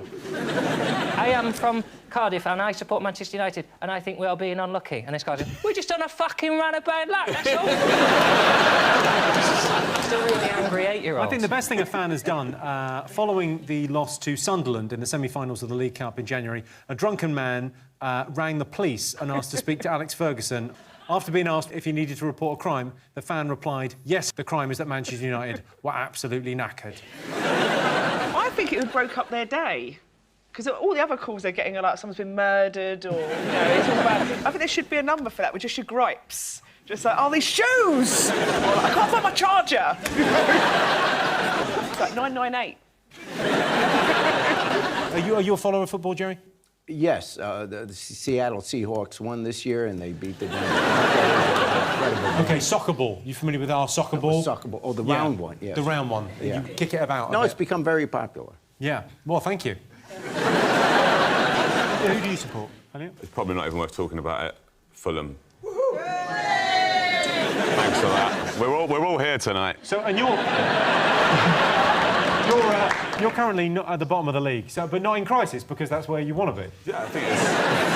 That's where you feel you belong. You feel, yeah, we fit right in I'm here. just happy being in the Premier League. So, like, For this... most seasons, yeah, for whilst it's lasted, and now it's looking like you're going to go down, it's like, we're not happy. Yeah, obviously, when a team is struggling, a good team talk is what they require. They need the manager to go in there and to be strong and to guide them. Here's a clip of former Leyton Orient manager John Sitton showing how it is done. You come and see me tomorrow, you've got a fortnight's notice, because that performance is the straw that broke the camel's back, and that will be not be tolerated in this dressing room while I'm in charge. Because you've had 2 good performances and you think I'm 30 big bollocks tonight, I'll play how I like. But you won't play how you like, because if you play how you like, I'll stick with you team. So you little when I tell you to do something, and you big when I tell you to do something, do it. And if you come back at me, we'll have a right sort out here. All right? And you can pair up if you like, and you can pick someone else to help you, and you can bring your dinner. Because by the time I'm finished with you, you'll need it.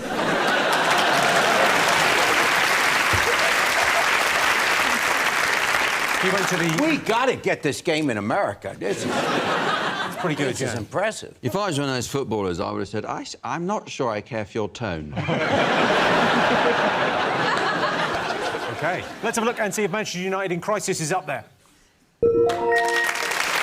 Yes, Manchester United are in crisis. In David Moyes' defence, he's got a terrible defence. OK, fingers on buzzers, one more thing to get. Well, there's a lot of excitement about the Oscars coming up. Well, actually, when we go out, it'll have been. I don't see why people enjoy... I mean, I can't stand watching award ceremonies. I think the only good bit about them is you find out who died that year. You go, oh, didn't know that. I must have been on holiday that week. You know. I thought he was already dead. I don't know, you a fan? Do you enjoy the Oscars? Do you like it? I love going to movies. The Oscars are a little bit over the top, but I knew American Hustle would win. Cut. I knew Gravity would win. Yeah, nice. Whichever one you want. Thanks. Appreciate it.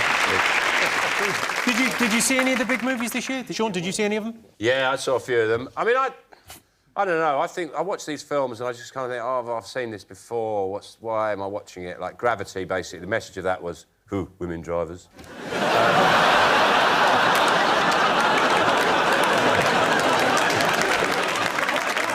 It's difficult to get behind awards for millionaires who already have a cool job.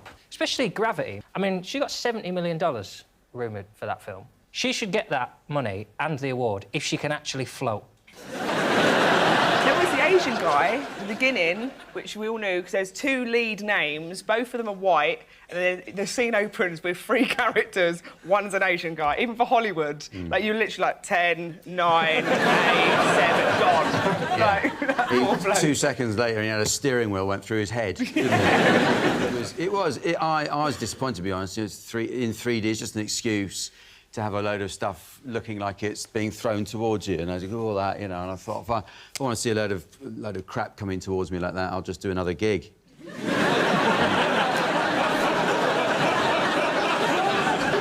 Did you see Nebraska? I went to see that, and it's in black and white, but they still charge you the full price. Jerry, have you been to the Oscars? Have you ever been invited?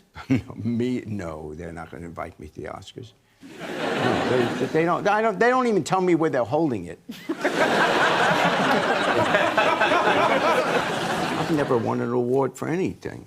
Oh. Your show must have won an award. Oh, for what?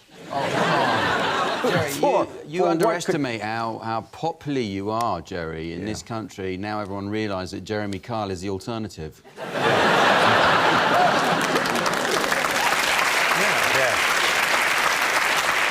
Shall we have a look and see if the Oscars is up there? Yes, indeed. All the nominees were given an $80,000 goodie bag. $80,000. That's not a goodie bag. That is a fucking amazing-y bag. Can I ask a question about that? I saw that. He said, how do they... Can you say, can I just have the money?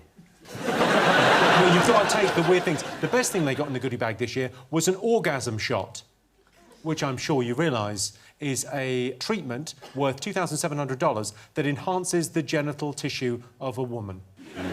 Is that what you've had done to your face? Yeah, they said...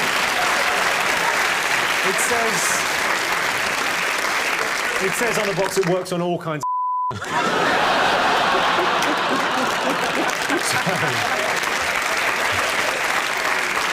So those were the most talked about things over the last week. But in other news, there were nationwide celebrations when people saw the headline, Piers Morgan axed. Sadly, it turned out it was just his TV show got cancelled.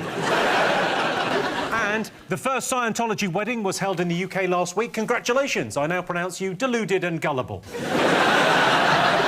So at the end of that round, Sean, Roisin and Jerry have 2 points, John, Example and Jack have 1 point. So our next round is pick of the polls. Sean, Roisin, Jerry, what do you like the look of? Well, obviously, we've got Jerry on the show. We'll pick a picture of Jerry. You'd be crazy not to. OK. Yes. Now, Jerry, on your show, you give out plenty of advice. You're brilliant at it. So we asked our studio audience, are you good at giving advice? Yes or no? What do you think they said? I think everyone thinks they're good at giving advice, otherwise they wouldn't give it. Yeah, I don't give good advice. I wouldn't listen to me. I do the final thought at the end of the show. That's my advice. But first of all, I'm lying because it's never my final thought. I'm always coming back the next day with another one. Well, one of these days.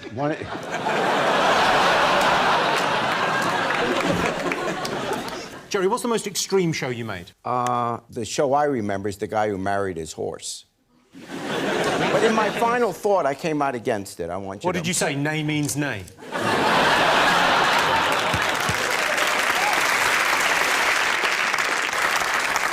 I need to apologize for the show. I'm so sorry. I could just take a minute to apologize to the British people for my show. I didn't mean to do it. Your show, there's nothing I've about ruined your the show. culture. I've destroyed the culture. I'm going to hell. And I just hope hell isn't that hot. I'm very light-complected. OK, let's get back to the question. Are you good at giving advice, yes or no? Best bit of advice I'll give you, anyone here, never walk into a sauna backwards. You shall lead a long and happy, fruitful life. Just follow those simple rules. When you're single, people give you a lot of advice that you haven't asked for that's never to do with what you've asked for advice about. But I'll be like, oh, I'm worried about my electricity bill. And they'll be like, give internet dating a go. Like, it's always the same. All problems lead back to you being single. Are you single, are you, Roisin? Bit sad, innit? John's had a girlfriend for 3 weeks now. He's thrilled with himself. Is it a horse? I call her sugar tits. I've got a real bit of advice. Do you want it? Yeah. If you've got a pizza and it's cold and old, and you think, oh, I want to do the pizza, you can put it in the oven, it's going to make it drier, you can put it in the microwave. I mean, that's just an animal's move. But if you put it face down in a dry frying pan, and it's like brand new, it's like Domino's have been back. I usually, when I've got an old bit of pizza, I usually put it in the bin.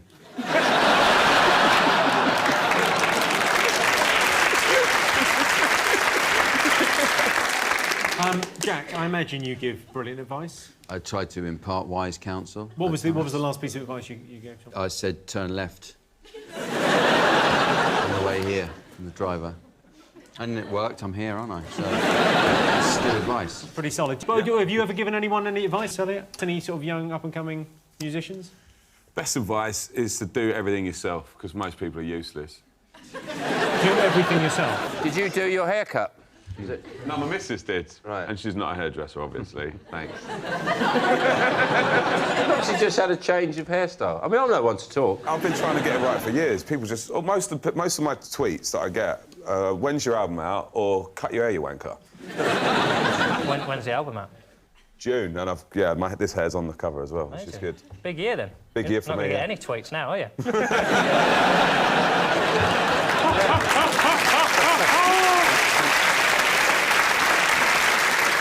John, have you ever got any sort of solid advice, any advice that you've lived by? When you've been chopping garlic, always wash your hands with cold water, not hot water, and then the smell will come off. If you use hot water, it bakes the smell of garlic onto your hand and it'll be there all day. Is that right? That's a tip, yeah. What if you've reheated a pizza in a frying pan upside down? What's the best way to wash your hands then? You can never really get the dirt from inside of your soul when you...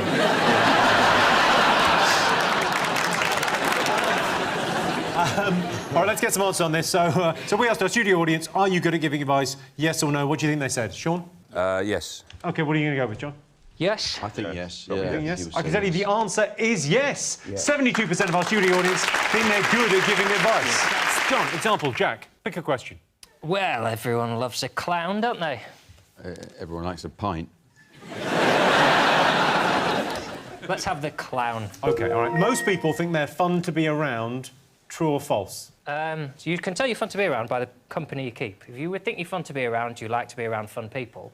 In truth, I'm never happier than when it's just me and a really old dog. I sit there for a day by a river with an old dog. Guys? I agree. I distrust the whole concept of fun. Wow. You're going meta on this. Well, yeah, it is. Why would you, say, oh, we're going to have fun. Oh, what do you mean we're going to have fun? Like, oh, we're going to go to a fun fair. What do you mean a fun fair? It's neither fun nor fair. Let's not go. Fun size. Fun size. Oh, it's fun size. Who decides what size fun is? We have our own thing. We have our own thing. Fun and games. Fun and games. It's too much for me. Fun and games, one at a time, please. Otherwise, my head will explode. I'm going to put you down as a not fun.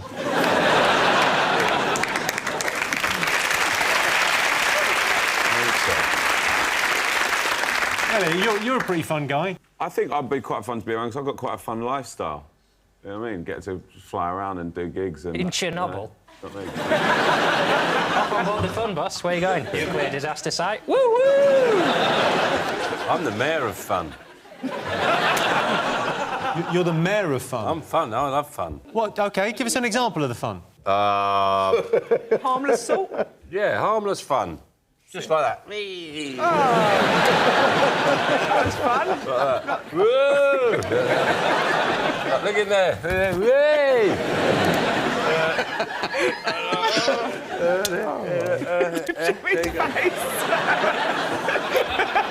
Jerry, somebody... He thinks there's someone over there. It's not, it's me.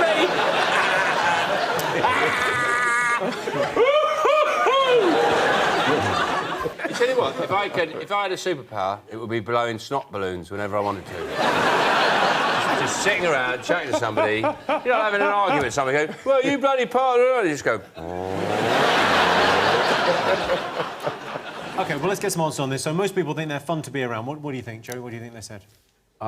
Most people said no. Most people do not think that they're fun to be around. They want to be around people that are fun, but they don't think necessarily. They want to be around me. OK. All right, so you going with that answer?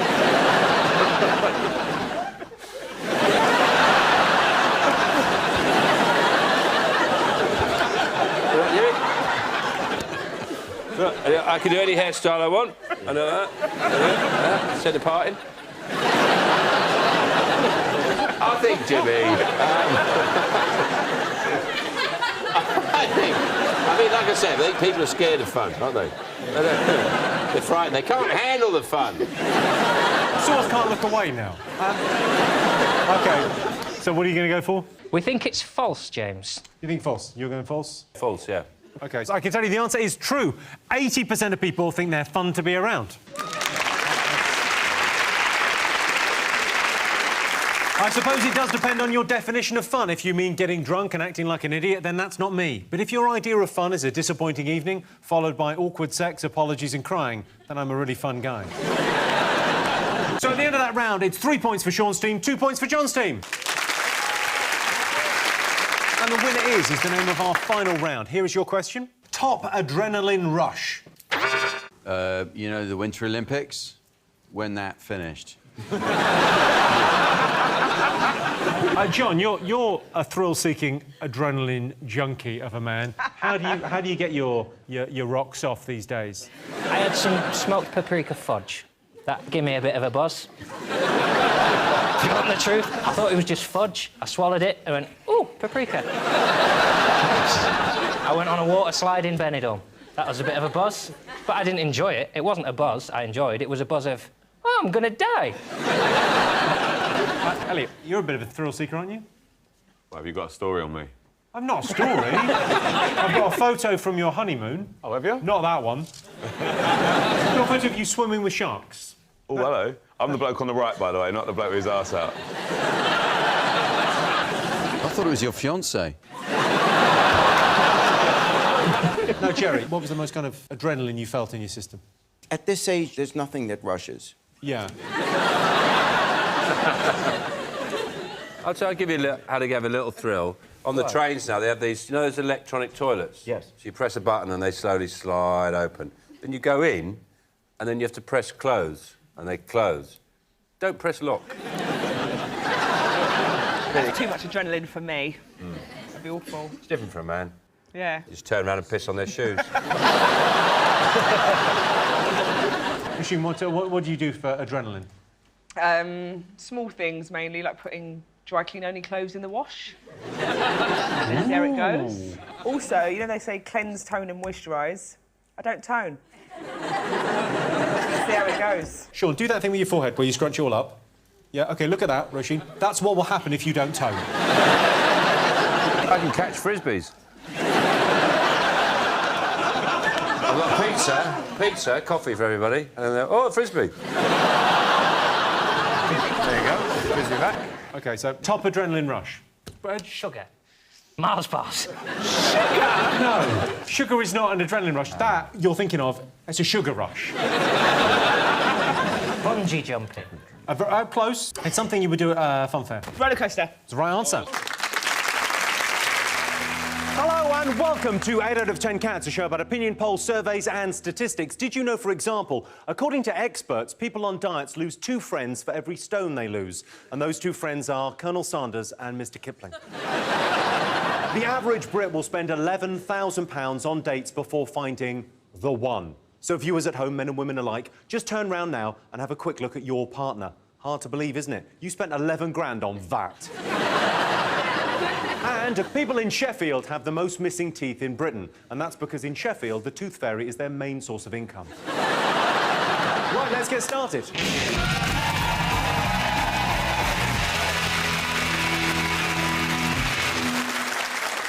What are you talking about? That's the name of our first round. It's our panelist's job to guess the British public's top 3 most popular talking points. John's team, what do you think the nation will be talking about? The rise of the UKIP, the Kippers. So this is the news. This is UKIP got their first MP, and Nigel Farage has been asked to take part in the TV debates with David Cameron. Yes, which has angered everyone else, because if he's in, then the Greens should be in, and if the SNP should be in. So it's now been decided that everyone gets a say. Everyone in the country just gets 30 seconds of airtime next year. So like, I'm getting involved. I'm going to use my time to recommend the new coconut yoghurts. Coconut yoghurt? Yeah, in a time where there's a lot of strife in the world, it just is the most pleasure I get. Sometimes I think, hang on, this is a pudding, not a yoghurt. It's that good. Is this a euphemism I'm unfamiliar with? I think it might be. Yeah. I can tell you it isn't. Can we have an end to... I'm sick of people saying, if you vote this way, you'll end up in bed with Nigel Farage, or you'll wake up with Nigel Farage. Can you just tell every newspaper now, I've pictured every sexual possibility between me and Nigel Farage as a result of some headline, or if you vote Green Party, you'll end up giving him a blowjob and a spoons. I'm never going to sleep with him, all right? Nigel, it's not going to happen, mate. What do you make of UKIP? I'm glad they're in the debate. I think it's like X Factor. It's always better at the beginning with all the nutters. I think you should earn your place in the final. It shouldn't be just you get to the final. It should be like X Factor. And I think we could have a real telly show on our hands. Where's Simon Cowell watching this, writing this down? Yeah. I'm writing it down, as a matter of fact. I think it's a very good idea. And then we can all vote, Yeah, see how they go. And make money in the process as well. Just get some new players, new blood at the end. Someone you thought was never going to be a leader, and then everyone crying and clapping like, he's not a prick! Miliband, darling. Miliband? He's out. He's about as popular as a sneeze at Heathrow, isn't he? He's got no chance. I think the big mistake that is potentially being made here by the people who want to leave Europe is a bit like, you know, when an EastEnders actor thinks, I'll leave EastEnders, I've got a great career out there, I'll be in films, I'll be fine. And they always come like, can I come back to the square? Can I come back to the square, please? I'll do anything. I'll do Dean Gaffney's old job, anything. Seeing it through fresh eyes as a new resident of the UK, you know, Europe has sunshine, it has topless beaches, it has opera, it has a lot of things that this country needs. So I would say don't push them away. OK, next time you mention topless beaches, don't then do that. Don't do that.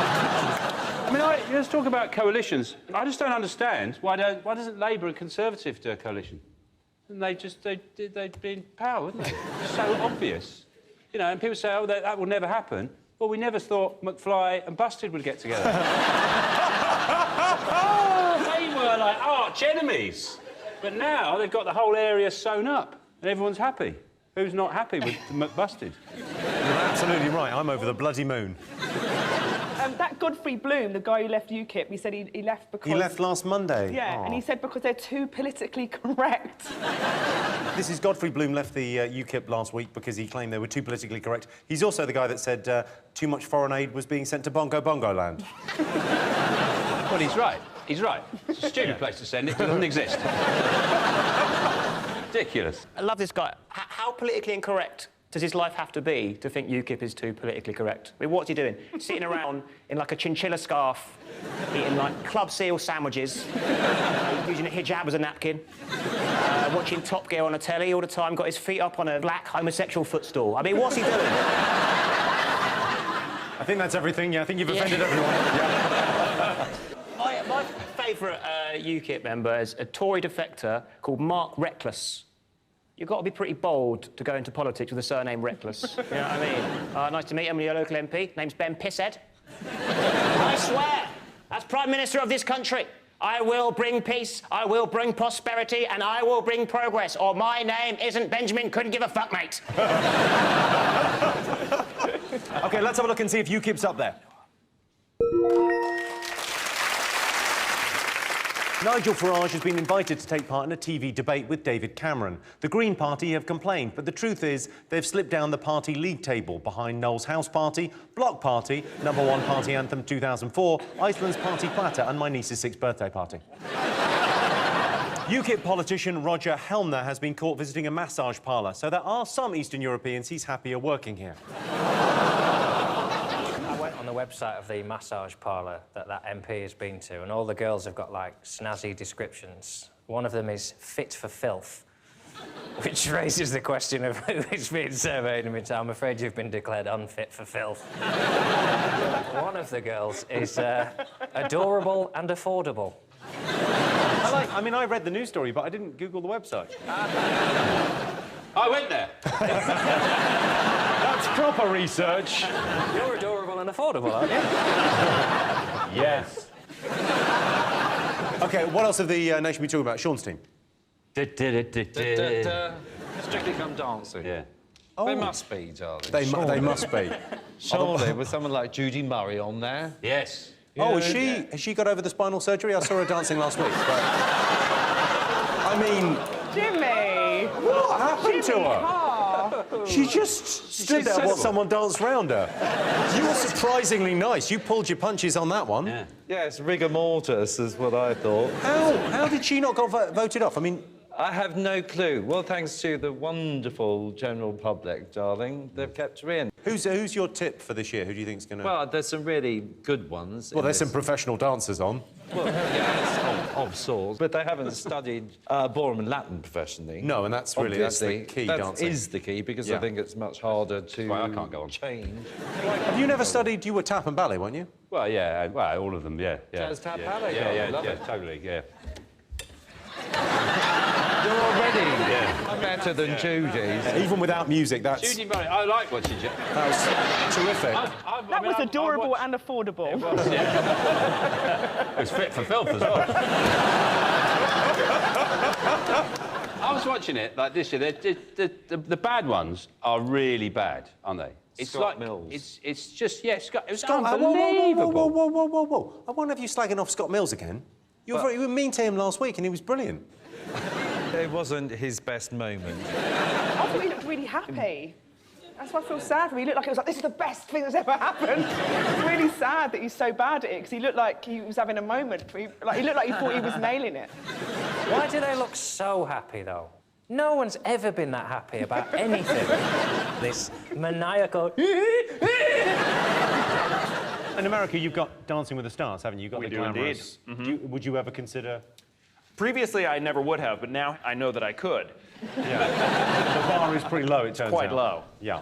One of the couples this week said, "Oh, we're gonna really go out there and take some risks," and then they just did a dance. We're gonna take risks. Do it on the M62 or something. People going on about the sort of curse of Strictly, like all the couples get together. That makes it sound like voodoo-y and leprechaun-y, when that's just, if you spend 12 weeks every day rubbing up against someone, making sex faces, you're probably going to cop off with them. That's just not a curse, you know. Most of the men, it's not a curse, it's a result. Who do you think is going to win? Who's your money on? Well, there's a few, actually. Pixie, I think, is very good. Pixie Lott, she's great. She's pretty good. She's done 8 years Frankie dance from training. the Saturdays. Yeah, she's pretty good, yeah. Yeah, but they've both had some sort of training before. But there's other people like Max from EastEnders, of course. Oh, yeah. But he is phenomenal, to be honest. He's absolutely brilliant. And I thought Scott Mills could probably win. With the right course of injections, yeah. Well, you never know. The public are pretty amazing, actually, for choosing people to go through like they have in the past. You know, with John Sargent, they always choose the right people again. You can't just blame the public, though. You picked Donny Osmond. Whose idea was that? I did not, actually. We never got a word in edgeways, darling, with Donny on the panel. Grabbed to that guy and he said, you gotta just dance for your family. But if I ever have to dance for my family, they're all dead. Oh, it saddens me. He just kept going, I love your energy. I love your energy. I want it for myself.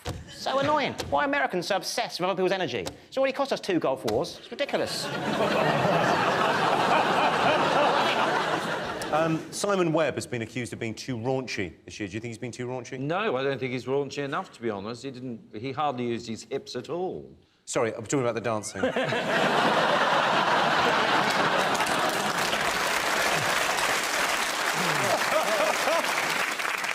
I can tell you Strictly is not in our top 3, but Tess Daly denies the existence of a Strictly curse that breaks up relationships. But I think that show's been cursed ever since they opened Brucey's tomb.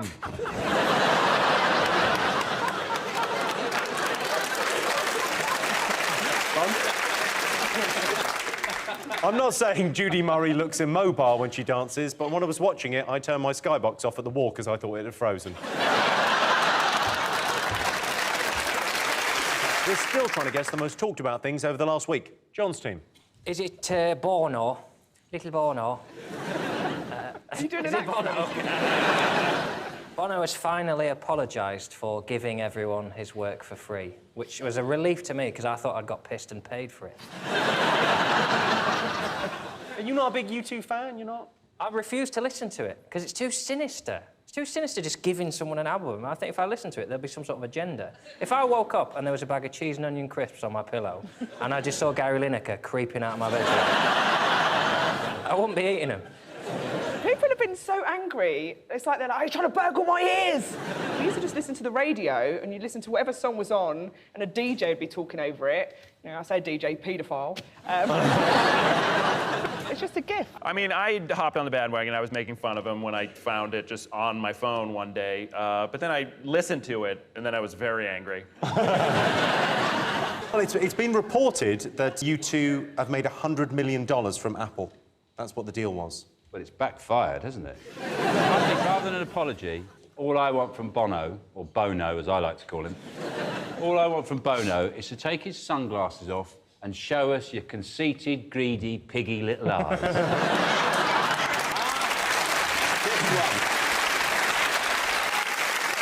Well, Bono's apology is not one of the most talked about things.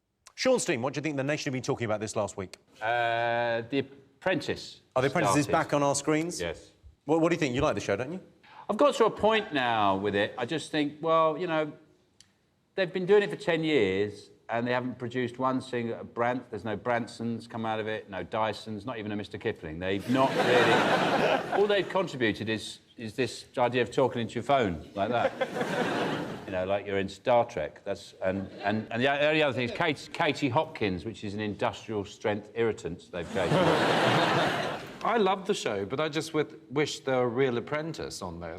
They seem to have got through, I don't know, hundreds of people through interviews, and they're all a shambles, every single one of them. I get upset watching it because I keep remembering that they're real people.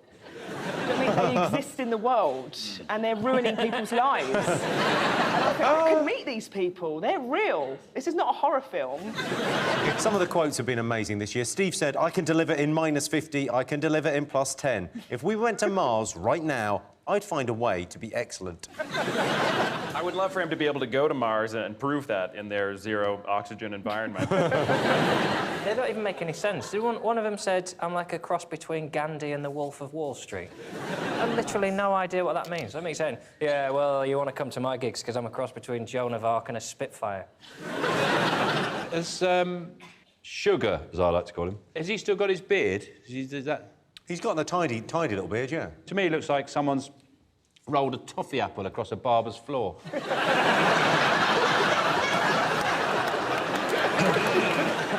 Right, let's have a look and see if The Apprentice is up there. OK, fingers on buzzers, one more thing still to get. Is it the NHS strike, nurses? Yeah, and midwives for the first time ever. Yeah. Going on strike. It's the biggest strike in 32 years, I believe. Yes, yeah. And they're going to replace them with this thing where they're going to get the army involved. I really like the idea that they're going to get the army and that some woman's going to be delivering a baby and there'll be a sergeant major at the end of it. The bed just shouting, push! So what do you think of the strike, Craig? I think it's a good thing, to be honest, because I think they actually deserve a pay rise. I mean, they're only asking for 1% as well. Yeah. They're not asking for the moon on a stick. But 1%, like the average midwife's on about 25 grand, so 1% is like £250 over a year. Over a month, that's like £20. Weekly, that's like about £4 after tax. That's like a pint of beer. And it's like, they're like superheroes. It's like Batman saved your life, the life of your unborn child, and you're like, what can I do for you, Batman? He went, just get me a pint. He went, bit greedy. Well, the amount of times they changed my bedpan, darling, when I was having my hip operation, you know, I would pay them the 250 quid myself. You had a hip hop? I did, darling. You just got one new one? Yes, just one. Do you find you're going around in circles? You're the first person I've ever seen brag about how many times they went to the toilet while they were in hospital. I mean, the amount of times they changed my bedpan. I bloody nailed it. Yeah, I gave that bedpan a bit of a punishment. I think they should say, instead of the strike, because they can't really strike, because they sort of go, we're going on strike, but, you know, and if something really bad happens, we'll come back. Don't worry, we're not monsters. And that sort of puts them in a really bad position. So I think they should be like, just not going to wash our hands. So we're not going to tell you what day we're doing it, but there's no wash hand day. We should do like stuff like that, or like we're just going to kiss it better today. Good luck with that. I don't understand why anyone would be it. I've got 2 midwives in my family, and they're constantly shit on them and piss and fluids I don't even know the names of go on them. And you can get the same amount of money delivering for a cardo that you can delivering babies. No stress. The worst you have to deal with that job is we didn't have any courgettes, so we got you an aubergine. I just moved to the UK a month ago, and I got my first council tax bill the other day, and I'm pretty certain that the whole country's raise could be covered by that bill, by the amount that I pay, so... Sorry, I should explain that in the UK we have a National Health Service, so it's all... You could just... That's why I moved here, and now they're doing this. Are you poorly? Have you Well, no, but my wife is pregnant with our 3rd kid right now, and I'm worried I'll have to deliver it myself. Sorry, the moustache was throwing me off. 3 kids. I thought other... I made an assumption and I was... Sorry. Forgiven. Yeah, but really, you might want to change that. You're sending out all kinds of weird signals. I'm glad you're picking them up. Tom, what do you make of the NHS strike? Well, I mean, I don't want to rock the boat, but I saw them on the news, and they picked the wrong song for me. They were doing that, what do we want? 1%. When do we want it? Now. It's such a petulant song. Now. You know what I mean? I sound like a 4-year-old who wants some ice cream, you know what I mean? Now. What should they have gone with? Well, I don't know. Just raise it when you can. Just do it within a reasonable time frame. I don't know. Now it's too soon. You can't have millionaires who don't use the health service providing over the health service. It's the same way you have, what's his name? Lord Freud in charge of your welfare reform. This is the other big story about fair pay. This is Lord Freud. He suggested that some disabled workers could be paid £2 an hour rather than the minimum wage of £6.50. He has since apologised but hasn't resigned yet, although this is going out in a few days, so hopefully. He's a privately educated Oxford graduate former city banker presiding over the welfare state. You might as well have Clarkson as your foreign minister. Yes.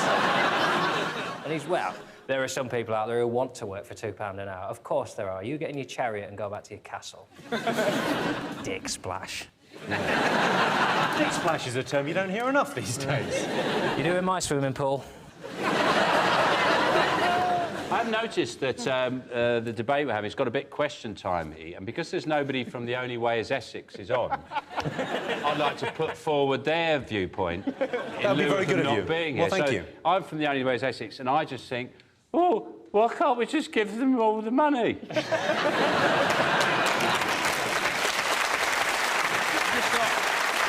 just thought I'd add love that, because we're missing that. OK, well, let's have a look and see if the NHS strike is up there. Yes, it's the biggest NHS strike for 32 years. Jeremy Hunt claims he's on the side of midwives. You're not fooling anyone, Jeremy. These are midwives. They know a massive when they see one.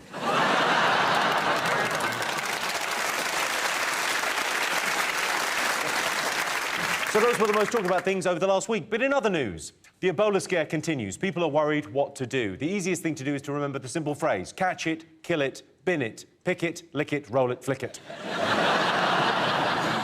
At the end of that round, Sean, Roisin and Craig have 2 points. John, Rob and Tom have 1 point. Our next round is Pick of the Polls. John, Rob, Tom, pick a question. The gentleman with the phone. OK. This week, a survey revealed that a quarter of teenagers are addicted to social media. So we asked our studio audience, are you more honest online than you are face-to-face? What do you think? I lie on both equally. I'll lie to your face and then online as well. So I'd flip a coin on this one. Because you're kind of on Twitter, you're quite a legend, right? You've been voted the funniest man on Twitter. I tweet. How many followers now? A little over 1 million. Pretty good, pretty bloody good. And then you've tweeted some amazing stuff. My favourite tweet of yours? Let's hear it. Guns don't kill people. People who say guns don't kill people with guns. Isn't it amazing? During the World Cup, when Germany beat Brazil 7-1, do you remember what you tweeted? I believe I tweeted, relax, Germany, they're not Poland. Pretty bloody awesome. Also, this is sort of my favourite thing that's ever been said on the internet. Wi-Fi at my uncle's funeral is a fucking joke. If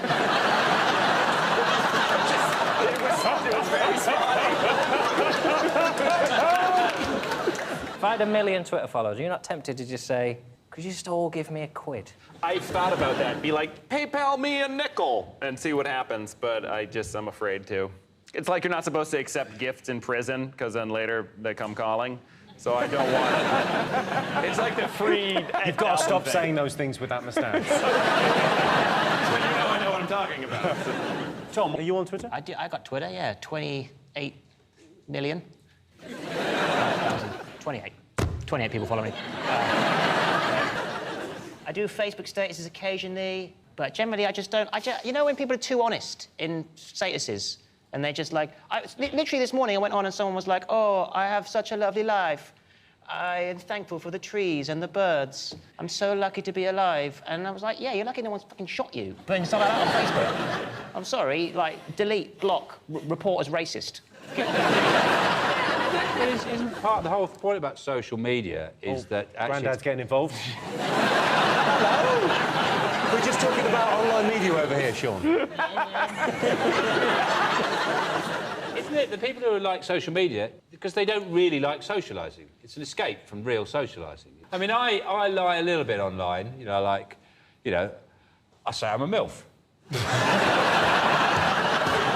That's a little lie. I mean, it's the same age. Same age. Yeah. I mean, I don't do a lot. I don't do very much. I did lie once online because I gave Asda's own brand custard. I gave it a 5-star review. Never tasted it.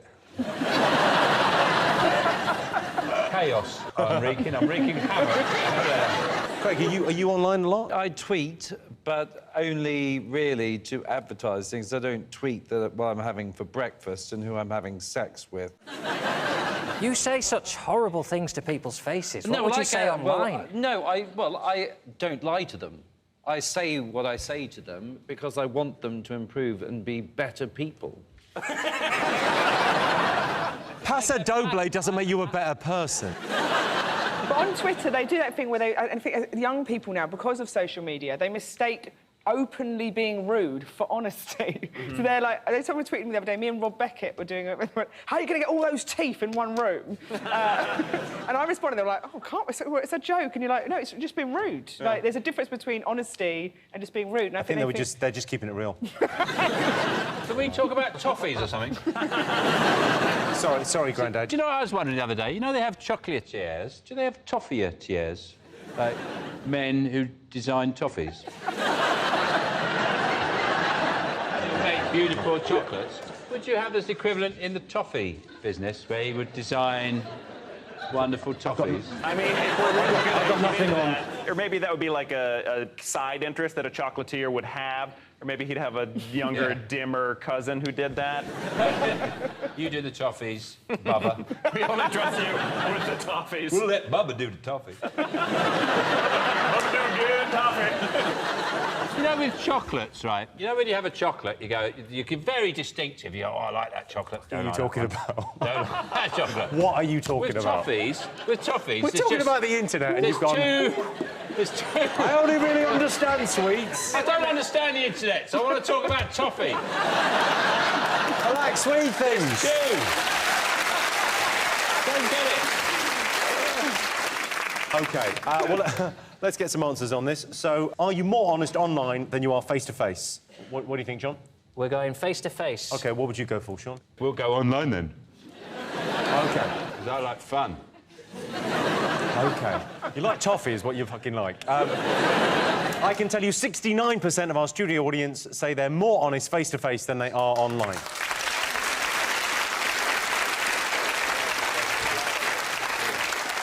My friend asked me if he was wrong to send messages to himself to appear more popular online. I said no. Go on, tweet yourself.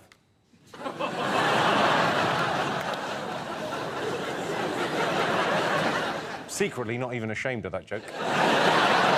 So the winner is the name of our final round. Here is your question. Best thing about being home alone? Ah, easy. Go on. Using the litter tray.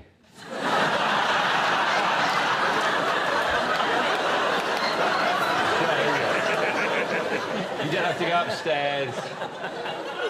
And then you can just... I don't know. I don't know what you've been feeding that damn cat.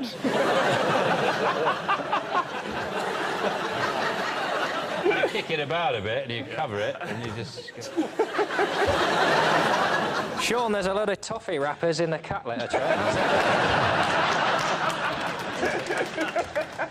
What do you think? Best thing about being home alone?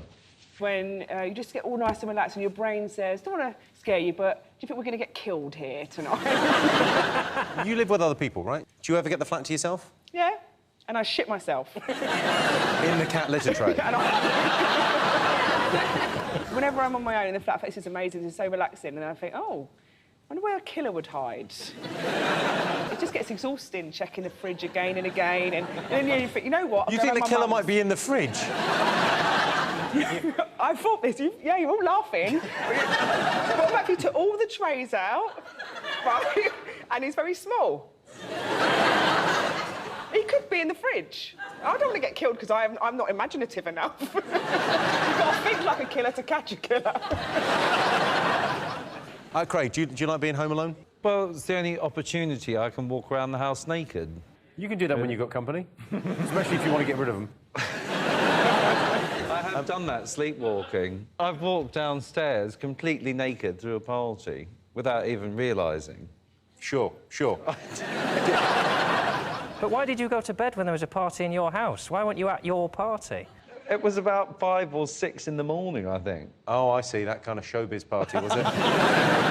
No, presumably you're never home alone. You've got, what, 3 kids and a wife? But if they are ever out, what I will do is I will take a nap in each family member's bed. I'll just take a 20-minute nap in each, because I bought the fucking thing. I will sleep in each. I want the beds to know that I own them and I purchased them, and my children wake up at 5:30 every morning, and I need to see why can't they sleep in those beds? Do they not work? And they do.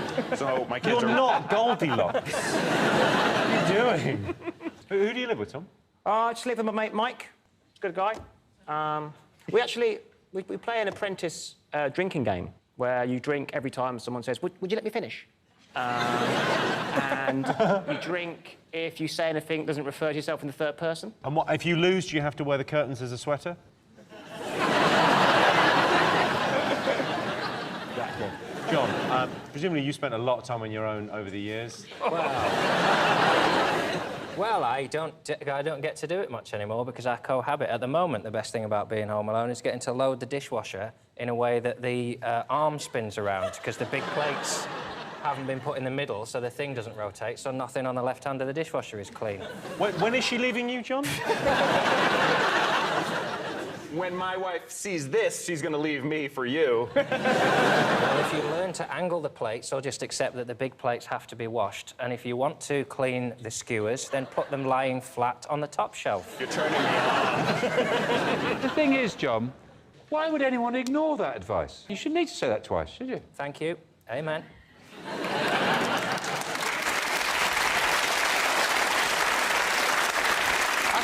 I mean, let's be honest, we're all thinking it. I shouldn't have to say it once, because why would you put the big plates on the bottom rack of the dishwasher anyway? I mean, unless you were deliberately trying to piss me off.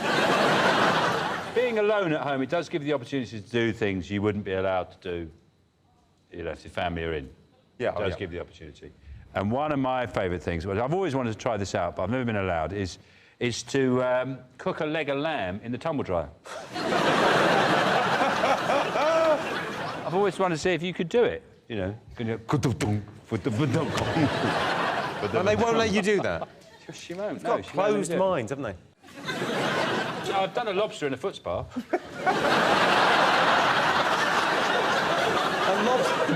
be honest, it's the best use for a foot spa. OK, best thing about being home alone? I like being able to choose, you know, what to watch on the television as well. Yes. That is the right answer. Personally, I think the best thing about being home alone is being able to sit around all day in her underwear. Your underwear. My underwear. Hello and welcome to 8 out of 10 Cats, a show about opinion polls, surveys and statistics. Did you know, for example, 51% of people say they'll take their next holiday alone? My girlfriend will. She doesn't know yet, but she will. 1 in 6 British grandparents plan to spend all their savings before they die. So, kill them now. And 90% of people are happy in their own company. Wankers. Right, let's get started.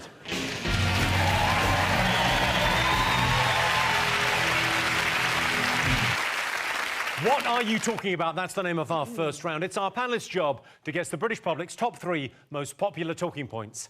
Aisling, what do you think the nation have been talking about this week? What do I think people have been talking about this week? At a guess, I think it might well be that Donald Trump became the 45th. Was it the 45th? Or the 45th. 45th president. The final president. Definitely, that franchise is done. The United States of America. I mean, in a way, it's positives, because I'm sure there are 8-year-old American boys who are like, finally, I get to see a white man become president in my lifetime. Nick, what do you make of Donald Trump being well, elected listen, president? Jimmy, I had a feeling you might ask us about this. Now, this is a very emotive subject. People are getting very het up. So I thought I would prepare a statement just so that I could express myself in as clear-headed a way as possible about the US election results. Excellent.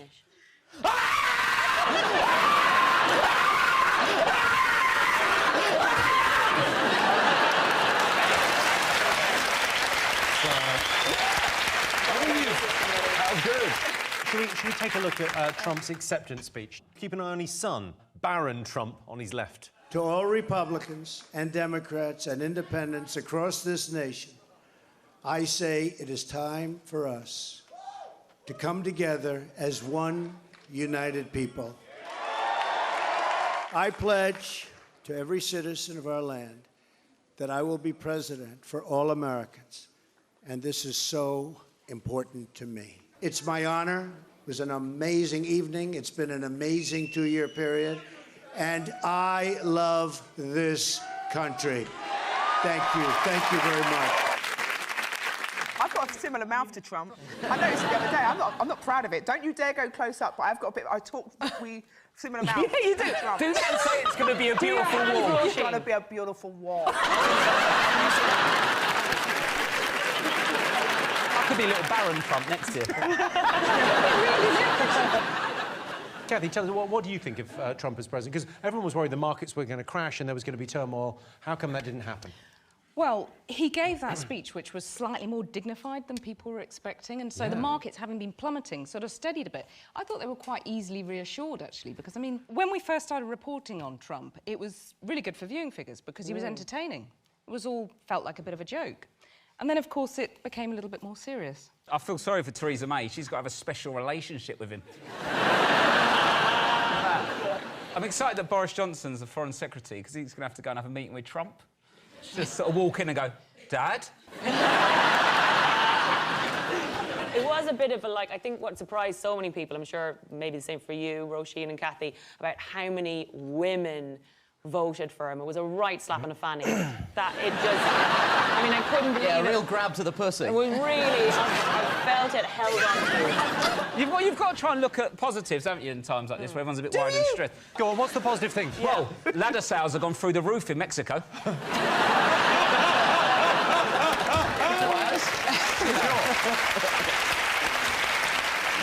Some people were delighted that Trump won, obviously. Take a look. Well, see, Great Britain, America, see how we're hooking up now? We're going rogue and saying, you know, the people are going to take back control of our governance, really. We're going to be able to say, no, we don't want this globalism, and we can't be telling other countries, other nations, how to sweep their porches if we can't sweep our own yet. So we got to take care of what's going on here within our borders, just like you all have done. A reminder there that it could be worse. Towards the end there, I don't even know if she was speaking English. He just literally went, well, you don't be there, and it just sounded like, that sounded like evil, just leaking. Just like, oh, immigrants, bye. But you know when she said going rogue, we're going rogue, I mean, if I said we're going rogue, that would be like a nice sort of drive in the countryside. When Sarah Palin says it, it makes you wonder, what does that mean? It's like machete and bear attacks. Yeah, if I say I'm going rogue, it's a 4-hour rectal probe at Heathrow.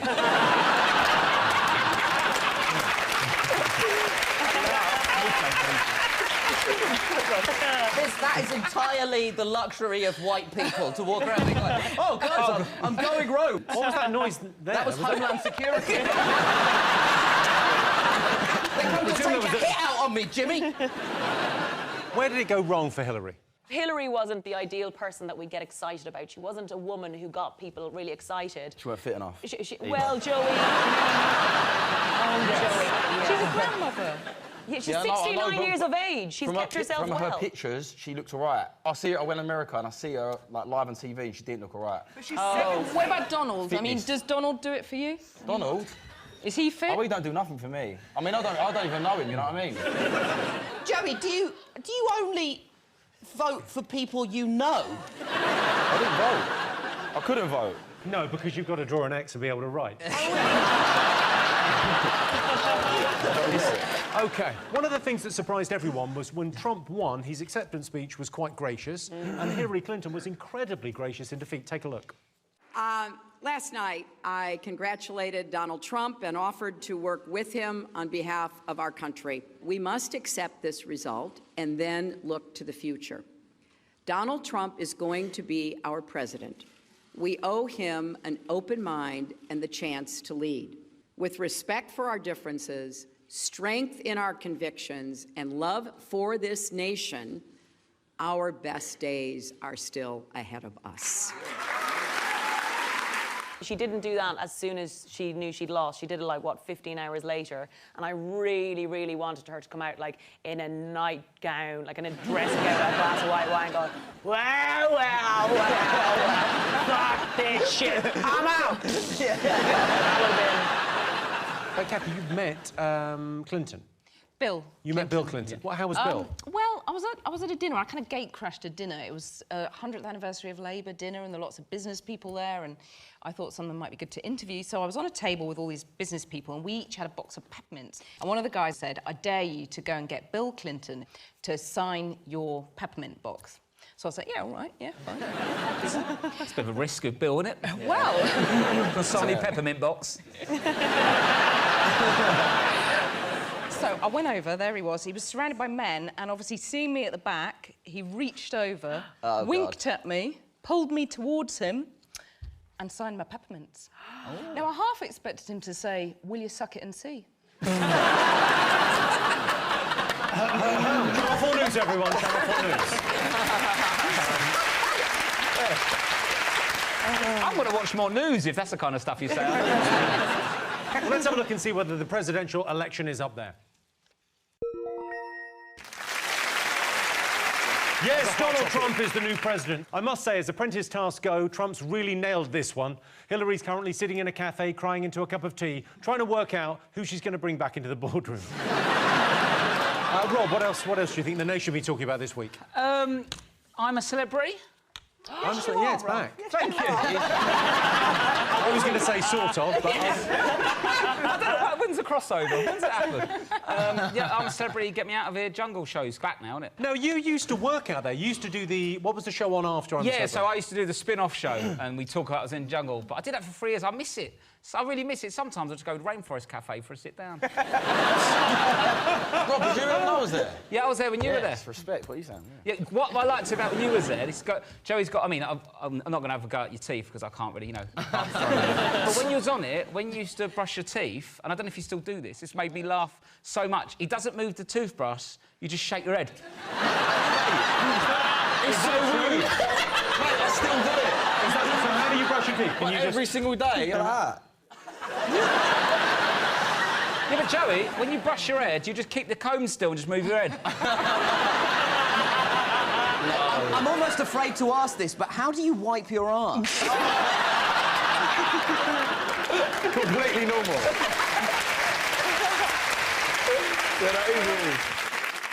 Joey, what was it like in the jungle?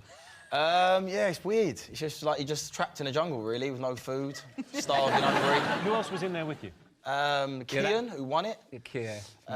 Where did you come? Did you play? I come 4th. That's good. That's all right. Yeah. It's all right. I liked it. Yeah. It's not about winning. All right, Hillary Clinton.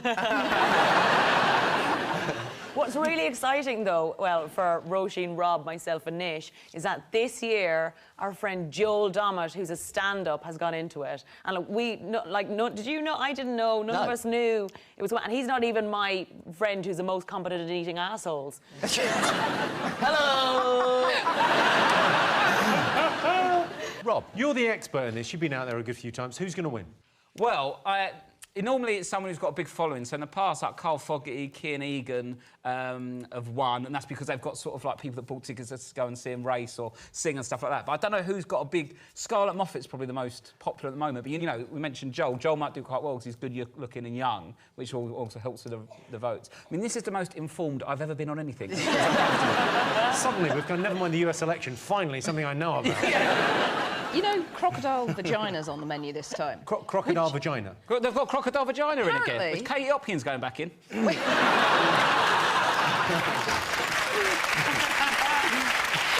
That is an insult to crocodiles. Well, what's weird is they always do something... It's always something random, like a camel's toe or a crocodile vagina or something off a kangaroo. I feel like there must be like sort of like some support centre for all these animals. Yeah, what happens to them after? This is the crocodiles. They ate my vagina. I lost my toe. And that kangaroo crying in the corner, going, Christopher Biggins ate my arsehole. Not the first person to say that, I shouldn't wonder.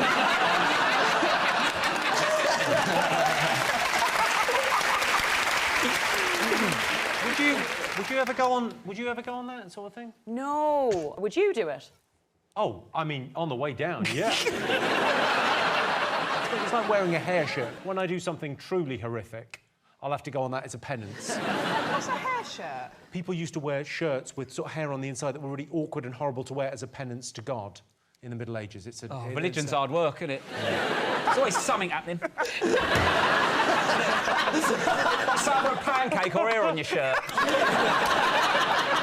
That's my nutting. You don't know what's going on response. You responded like how I do to any taxi driver who says anything weird. I go, story of my life, mate. Roisin, are you a fan of the show? I saw the one where, what's her name, Gillian, is it Gillian McKeith? Is that how you say her name? Gillian McKeith. Yeah, Gillian, you say whatever. And she fainted because she wanted to do a challenge. I've once done that.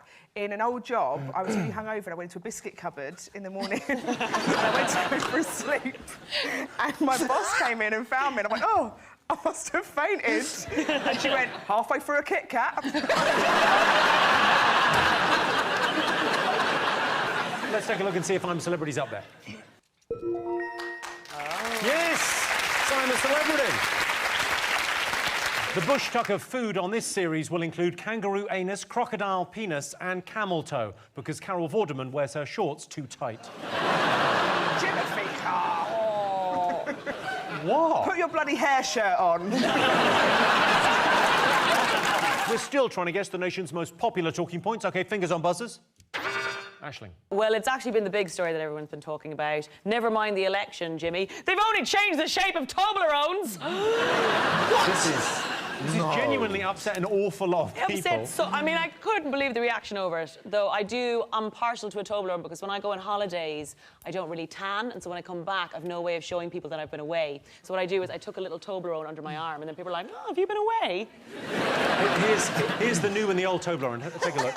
I'll pass that over. Yeah. Oh no. There you go. Have a look. So that's the new one. That's the old one. So they've basically taken out one of the triangles. Do you know what it looks like? It It's looks a like the thumb. stinger on police camera action. This was always my favourite thing. This was always my, like, oh, what? Do you know, are you getting the whole... And was really popular at secondary school. That's it. What are you saying? I love it, yeah. Is this what it looks like when you look at my face?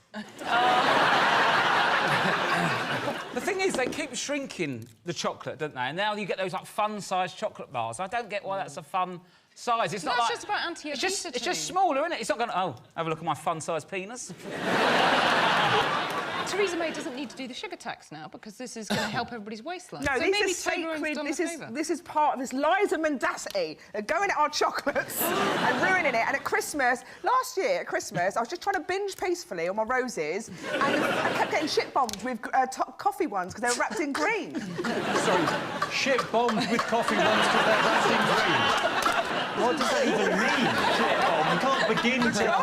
The coffee ones come in brown wrapper. We all agreed? That's when they come. Yeah. They come in brown wrapper. They come in brown wrappers. I'm so angry, I'm not even finishing words. That will happen. And then it's Christmas, and then you go, green one, tasty, nice. You know what you're dealing with a green, and you just stuck them all in. Sorry, you're not even... How many are you throwing in there before you even register Good old taste? bunch, and I think green, it's safe. It's going to be like those triangle ones. Green for go? Yeah, green. I mean, the thing is, though, like, you sort of think, if they're starting now at Toblerone, where's it end? Do you know what I mean? Curly whirlies? Are they just going to be whirlies? Do you know what I mean? After eights, after fours, if they're just going to keep cutting it.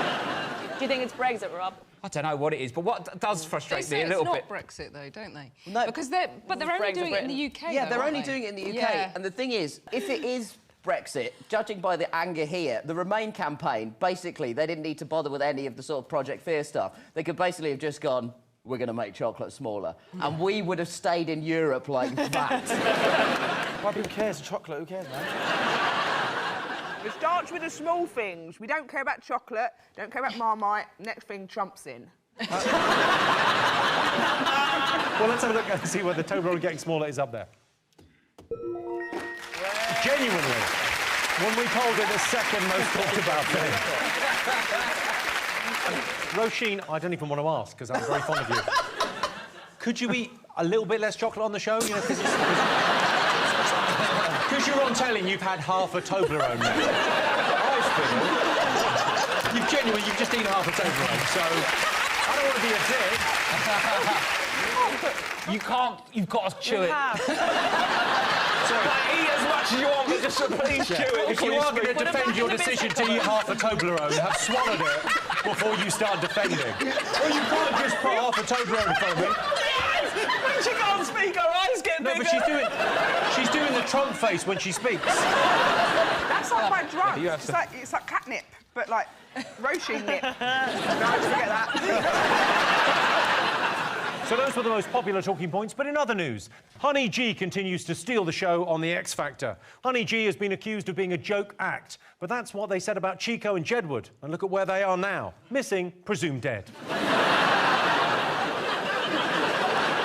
And Tesco Bank was hit by online fraud. I think they'll catch whoever did it when they try and pay for their weekly shop with 1 billion club card points.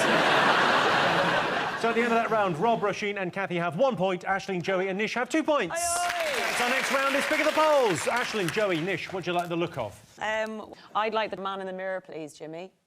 OK. So most people would rather be more attractive than more intelligent. True or false? What's the point of being intelligent? I'm not, and I've done all right. What? No, it's just... So Well, you have to pick and choose, innit? So would you rather be better looking or more intelligent? Better looking. What's the point of being intelligent? If he does become intelligent, his career's over.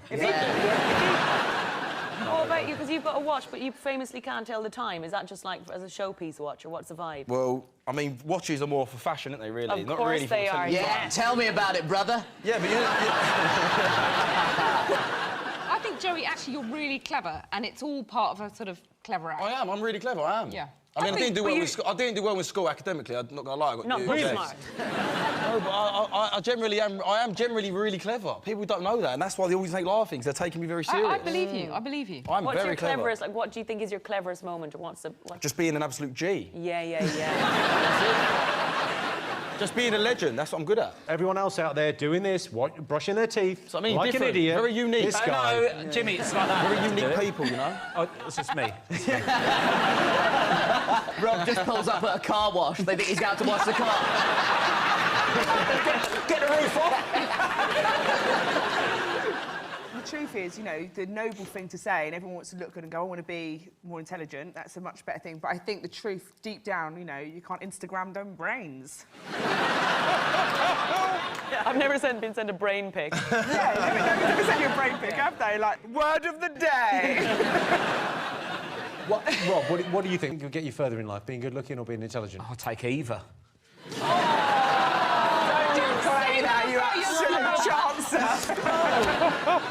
I think, you know, it might be boring being too attractive. No, it's boring being too clever. Because you know everything. What's the point of life? I'm just you saying don't it's learn anything. But space travel! Yeah, but I ain't going to go to space. Joking. If you could design your own rocket, imagine that there's people out there who get out of bed and think, I'll design a rocket, I reckon. Yeah, cure and for also... cancer. Cure for cancer. I think I'll cure cancer today. Yeah. Breakfast first, I'm not an animal. Don't... I think different things, like when you say be more attractive, but different things make people attractive, innit? I remember what I found so attractive about my wife before, when we first started getting together, well, her parents were mortgage-free. So in a way, it sort of depends what your cup of tea is of attractiveness. Kathy, would you go for looks, would you go for intelligence if you were looking for a partner? Bookish but handsome.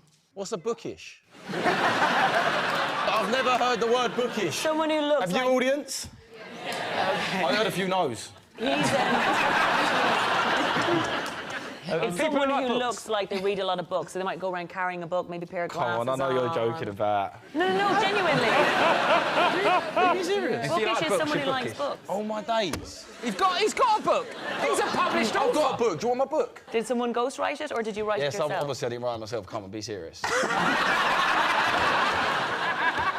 So what do you think, actually? Would you rather be better looking or would you rather be more intelligent? What do you think? Oh, intelligent, because then I would trick people into bed with my keen knowledge of geography.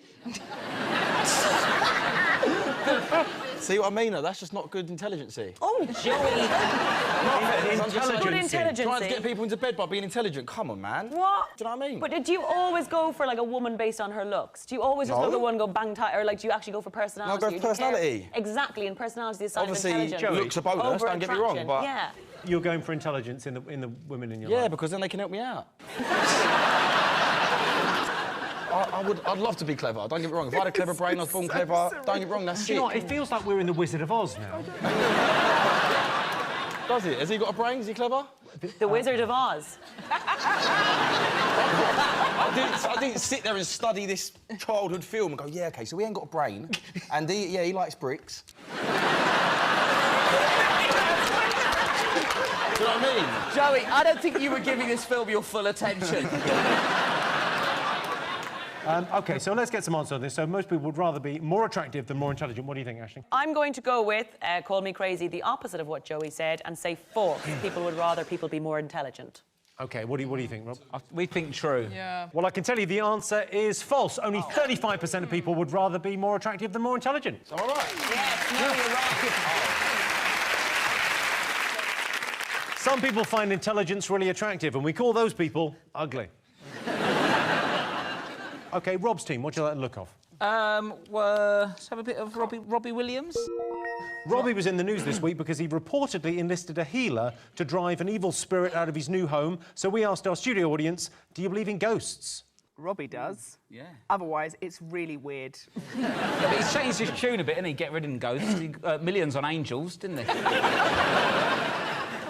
So what do you think? Do you think people believe in ghosts? I mean, Joey does, because he wrote a book for him, but... I actually do. I don't believe in ghosts. I believe in spirits. Well, like Jaeger. What's Jaeger?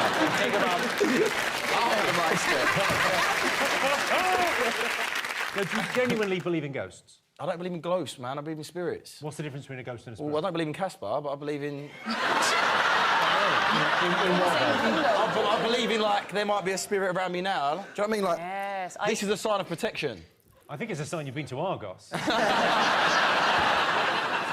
But you're superstitious. I'm a bit superstitious. I have to take a special pen into the studio every night, and it's not this one. You have to take a special pen in? I'm a little bit OCD, so it's kind of my safety blanket. But I forgot it tonight. I have that. I feel that. There's something more than what we realise, Jimmy. There's something out there, guys. There's like my friend Henry VIII here always says, if there weren't ghosts, why would there be ghost tours?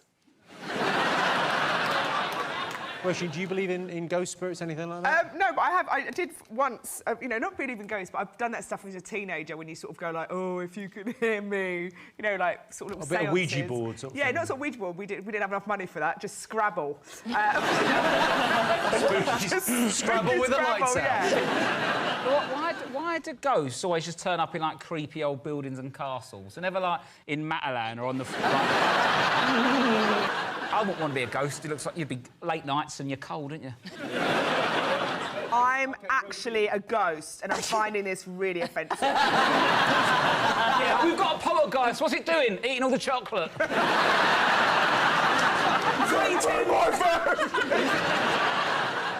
I thought we had a poltergeist in our house. We first moved house, and stuff kept on moving, but it worked out as my mother-in-law come around poking her nose in when we were out.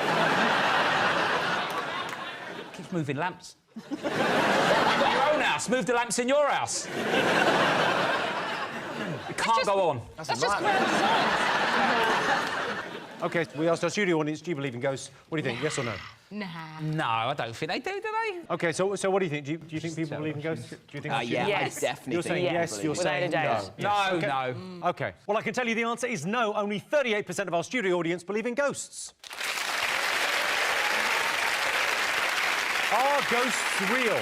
Well, on the one hand, you've got scientists like Richard Dawkins and Stephen Hawking saying no. On the other hand, you've got Derek Okora and Mystic Meg. I don't know who to believe. So at the end of that round, it's 2 points for Robstein, 3 points for Aisling's team.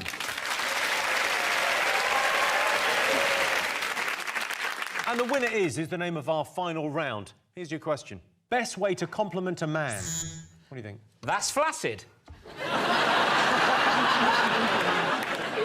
I think the best way to compliment a man is the same way as you're going to give him bad news. You've got to sort of bamboozle him a bit, so just be unbuttoning. Whatever you're about to say, just be unbuttoning. Like a Russian doll. Like a Russian doll. Just like one after the other. Honestly, absolute game changer. That definitely does not work the other way around. Like, there's no way you can compliment a woman being like, hey, I quite like the look of your face. What are you doing? So, Kathy, Yeah. what's the best compliment you've ever given a man? Well, I suppose if you tell a man he's really funny, they always like that, don't they? Tell him he's funny is number 3 on the list. Is it? Yeah, of like things that guys like to hear. Okay, well, I'm nearly there then. Kathy, do you ever, the Jonathan kind of like, news just in, you're about to get banged?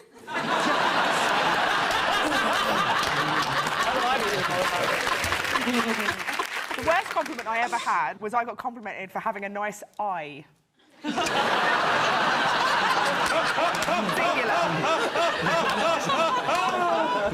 And then I went, oh, do you mean eyes? And he went, no. Oh, my God. Yeah, Which one? I mean, I literally, let's have a look. I'm not into that much self-abuse. I didn't go, which one do you like, man? Tell me, I made the other one nice. OK, best way to compliment a man. It's weird, though, with compliments, because some things are compliments in some cultures and some aren't. So, like, burping can be rude, but in some countries, that's like a sign of a good meal. In Thailand, showing you the soles of your feet is offensive, but firing ping-pong balls at your fanny is fine. And if anything, showing your feet would probably help firing them. Do you know what? I've really got your meaning here already. Oh, no.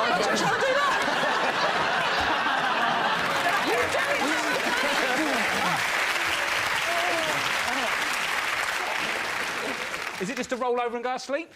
No, the opposite of that. That was the best I've ever had. We'll give it to you. The best way to compliment a man is to tell him he's good in bed. Ah. Yes, the best way to compliment a man is to tell him he's good in bed. When it comes to sex, I pride myself on making sure any woman I'm with has the most satisfying and